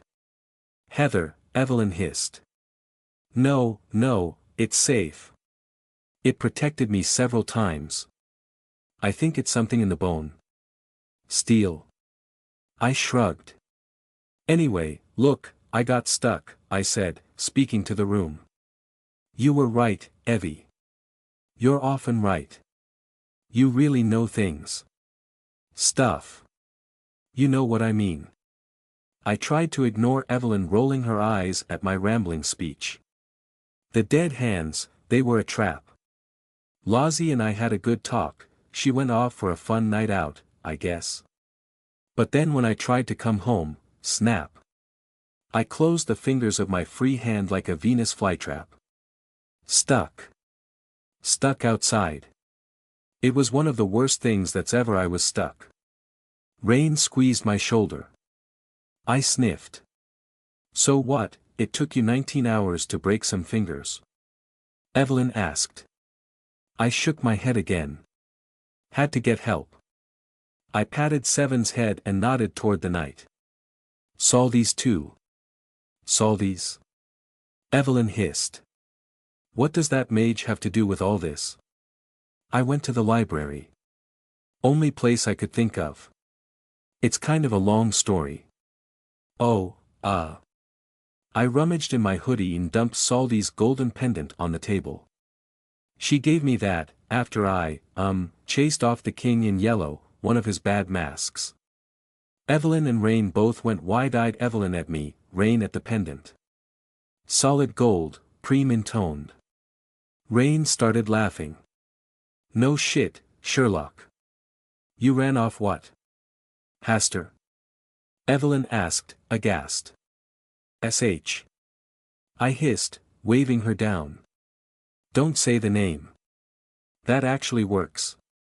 Heather, I tried that as a teenager. It's nonsense. It's fiction. He's real, Sevens rasped.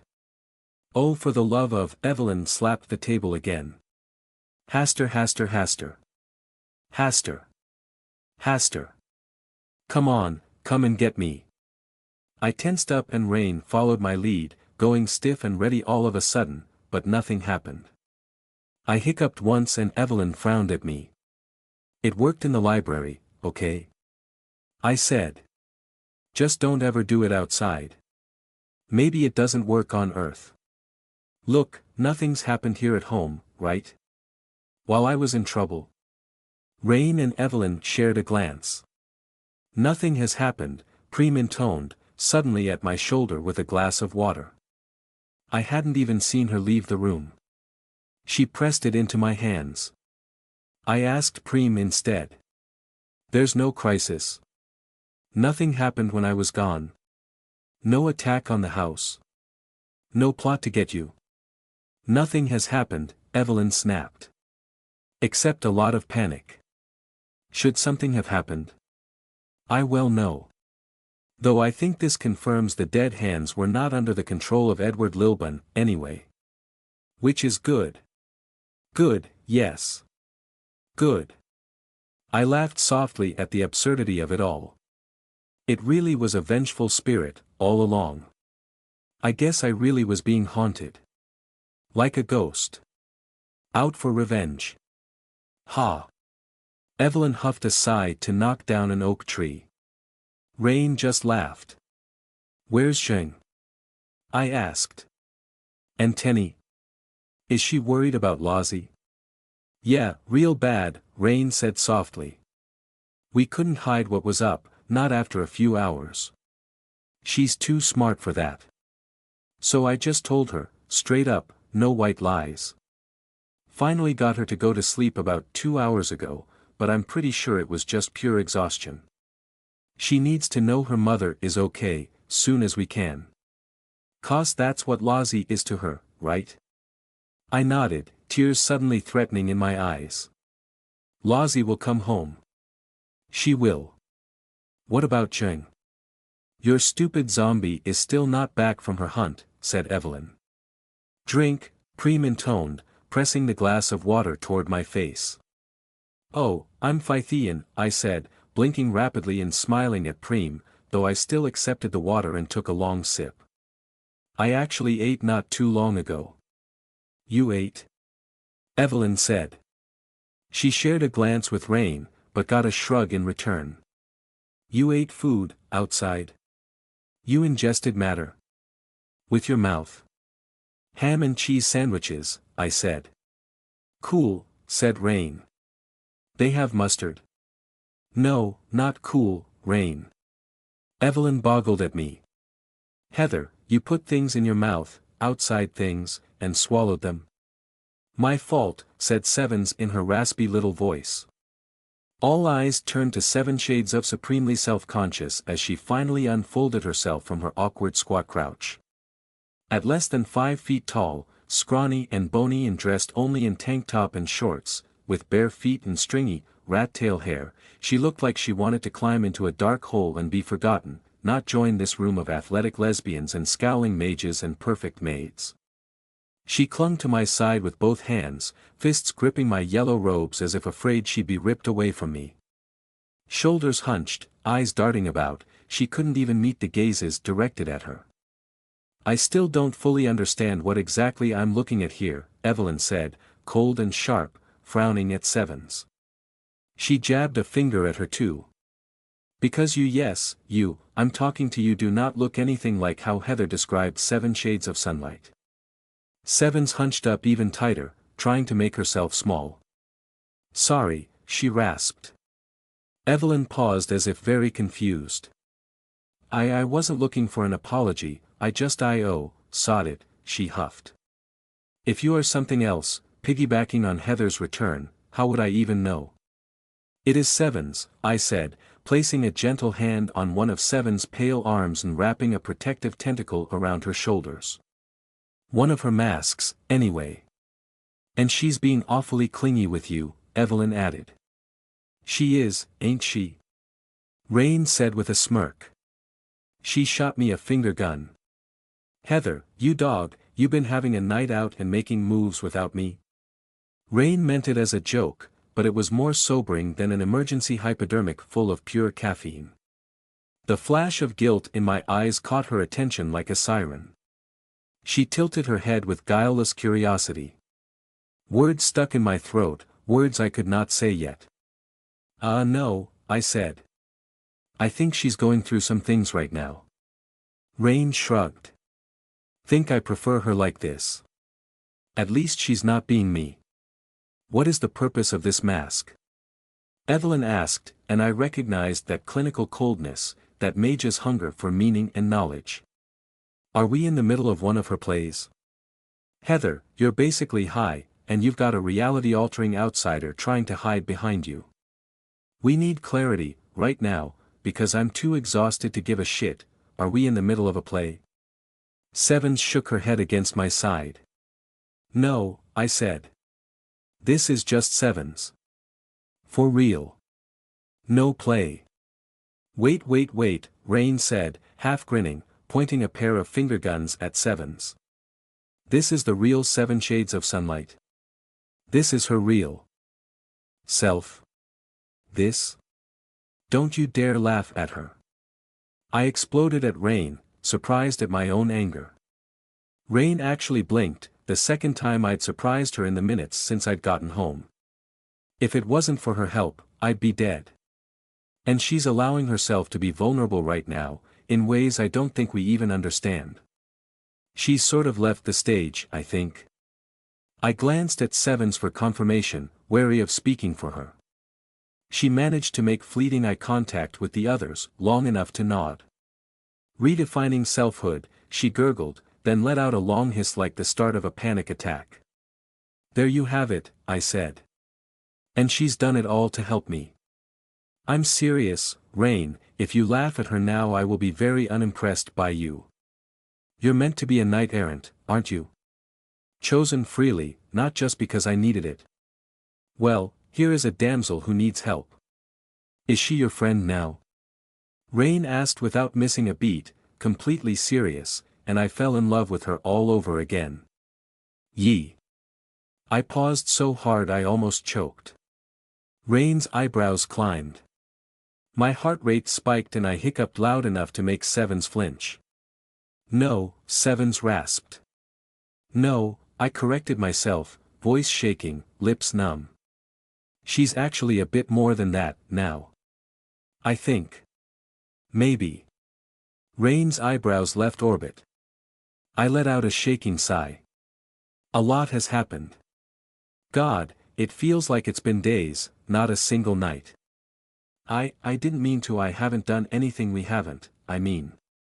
Rain burst out laughing, which made me flinch. I watched her eyes, trying to read which way she was jumping.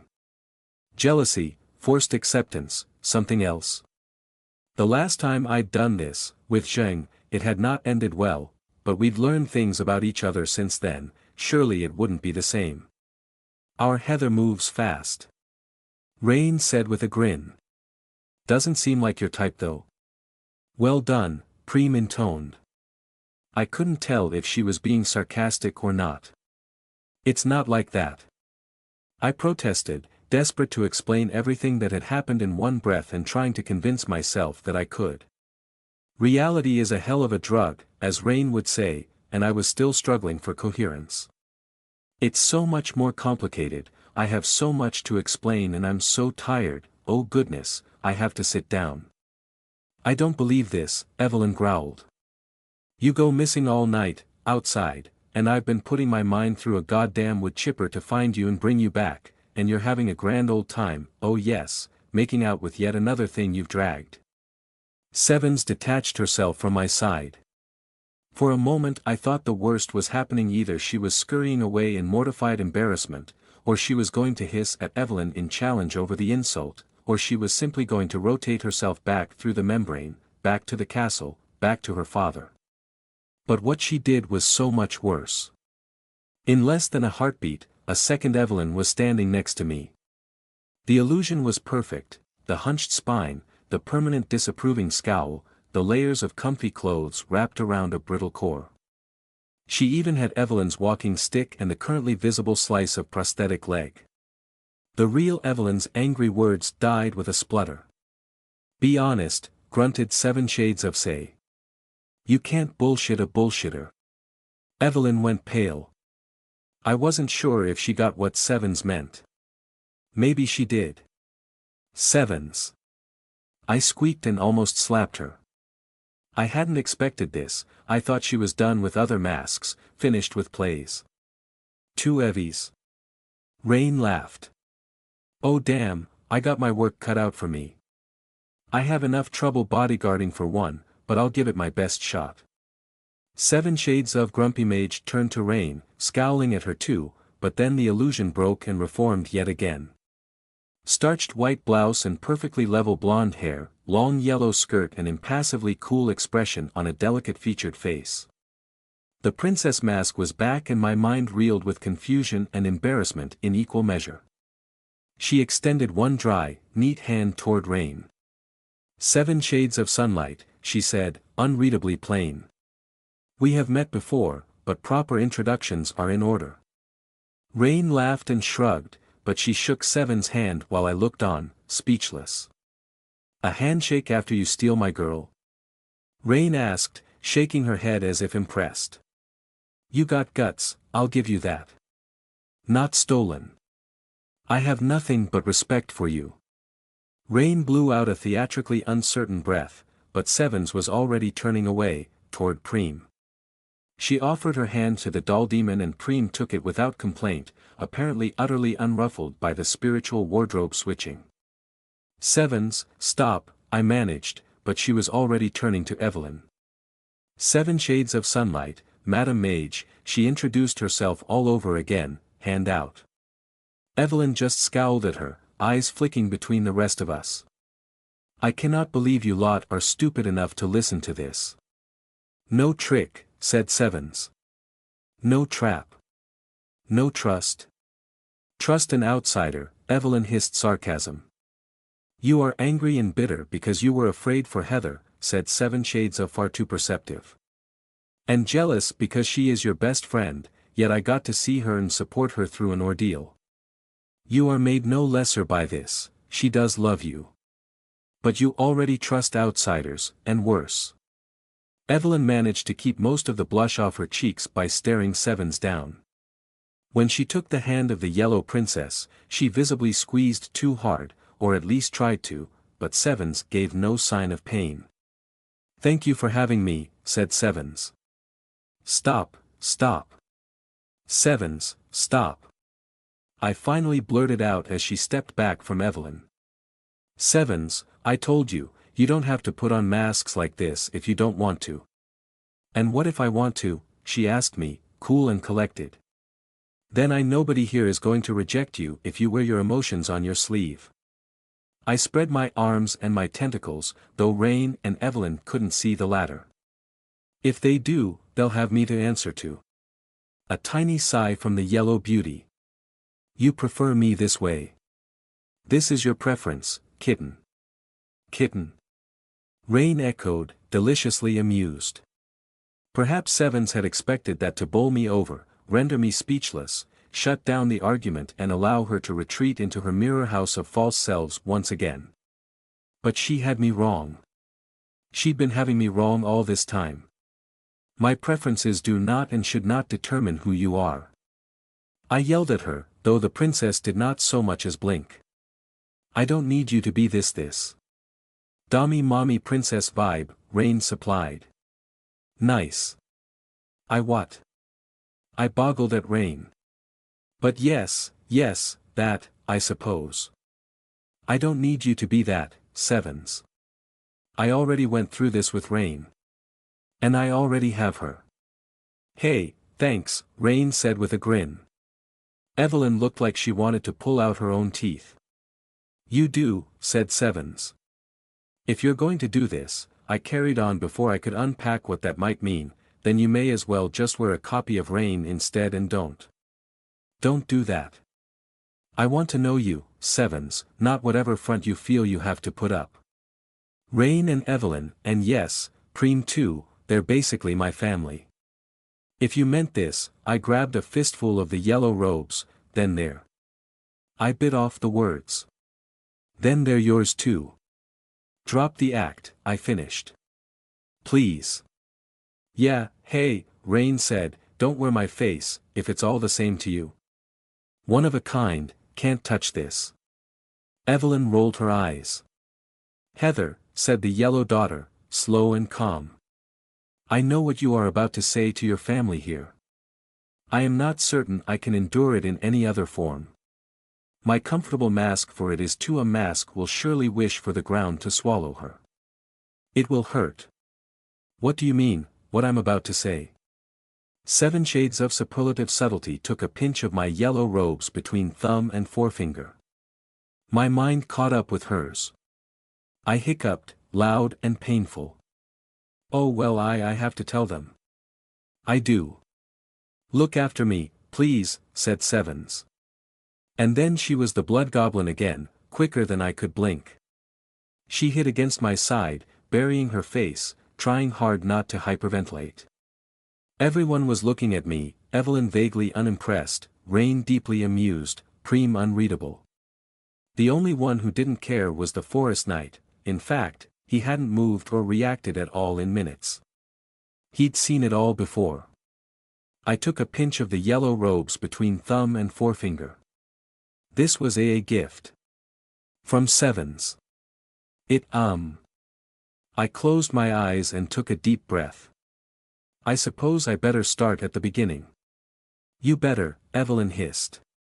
Hey, Rain said, still jovial, but bubbling beneath with a dangerous undercurrent. I was shaking when I opened my eyes, expecting to see her gaze boring back into me, real jealousy revealed, hard and ugly and undeniable and justified. But she was pointing at Evelyn. I'm the one who sleeps with her, Rain said to Evelyn, and I say it's fine. I trust Heather. All right. Evelyn rolled her eyes and threw up her hands in surrender. But hey, Yellow. Rain turned back to Sevens and me. You and I need to get to know each other. We can talk about this, I said quickly, desperately avoiding the actual subject. Yeah, Rain said, so very reasonable. We sure can. Hey, relax. I trust you. You haven't shagged her yet, right? No. As if we had time for that. And you don't have to spill it all right now. I get the gist, it's cool. Rain smiled, so confident and sweet, so unbreakable. But I knew the truth, I knew who this was for, and I had a duty to reign too. You've been on your feet for, what, 19 hours? Minus a nap, I said. Minus a nap? Yeah, you need to sit down and have something to eat, and maybe a bath. No. I shook my head. I have things to tell. Things you have a right to know. But you didn't bonk her. There's things more important than sex. I squeaked. I grabbed a handful of the robes. Sevens gave me this when Lozzie and I confronted the eye inside Badger's head. It was the only reason I survived.